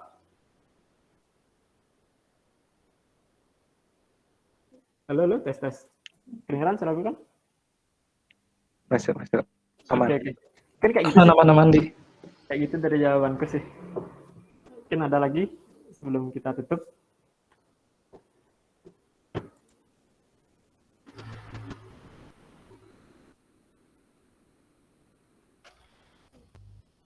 Atau ada kritik saran boleh juga ya?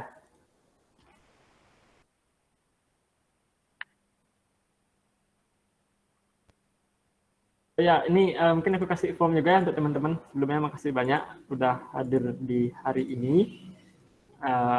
Mungkin ini ada form untuk untuk kritik saran di situ. Kalau ada kritik saran boleh ya langsung di situ. Makasih banyak untuk teman-teman. Untuk minggu depan teman-teman bisa join lagi ya untuk seri session Basasi. Mungkin dari Tobi atau SIC lainnya ada yang mau teman-teman sampaikan lagi? Dari aku cukup Kak. Oke, dari Tobi cukup. Kalau dari teman-teman SIC lain ada nggak?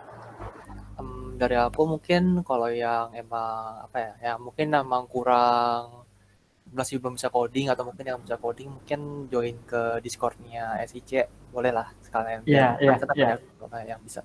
Ya, kalau teman-teman mau request kayak gini lagi boleh kok seri session request. Tapi Jangan apa ini untuk yang pertama. Soalnya wajar sih deadline kalian juga. Mungkin untuk kalau mau request boleh banget tuh. Boleh langsung request di Discord atau boleh keci salah satu member SIC ya. Terutama di divisi Tech and Dev. Untuk mau tahu siapa aja di divisi Tech and Dev itu bisa lihat di web SIC yang ini. Mungkin aku kirim lagi sekali. Di situ bisa dilihat siapa aja di divisi Tech and Dev. Kebetulan Koor juga di sini. Mungkin dari Koor Tech and Dev bagus, ada mau disampaikan lagi? Oh, nggak ada sih, aman sih. Oke, I see. Yeah. Oke, Sabtu ya, rencananya kemungkinan besar Sabtu juga kok, tanggal 18 kemungkinan besar. Nanti kalau udah ada info lagi kapan tanggal fixnya nanti bakal tak share kok. Mungkin melalui gini ya, lewat Madia ya. Siap. Oke, mantap. Oke, mungkin itu aja dari SIC. Sebelumnya makasih banyak untuk karena udah datang hari ini. Makasih banyak juga ya untuk Tobi sama Ade udah mau jadi pembicara di session pertama perdana eksternal ini. Mungkin untuk kegiatan SIC itu apa aja, mungkin bisa lihat di web. Tapi untuk kegiatan sharing-sharing kayak gini sebenarnya kalau yang internal yang di dalam SIC itu sering kok. Tapi kalau eksternal kayak gini mungkin sebulan minimal sekali mungkin. Mungkin itu aja dari SIC. Makasih banyak untuk teman-teman, semangat ya ngejalanin kuliahnya. Teman-teman sekarang udah di semester 1, udah diterima di informatika, semangat ngejalanin kuliahnya. Mungkin nanti ada tips dari aku, mungkin teman-teman bisa lebih aktif kalau mau belajar hal baru itu bisa searching di internet ya, cukup kok searching pakai bahasa Inggris tapi pakai ya untuk mau belajar hal baru itu bakalan ampuh kok untuk ngajarin apapun yang teman-teman pingin. Mungkin sekian, semangat teman-teman semua dan kami ucapkan terima kasih. Oke, udah secara bebas ya teman-teman ya. Terima kasih ya. Sama sore Kak, makasih. Makasih Kak.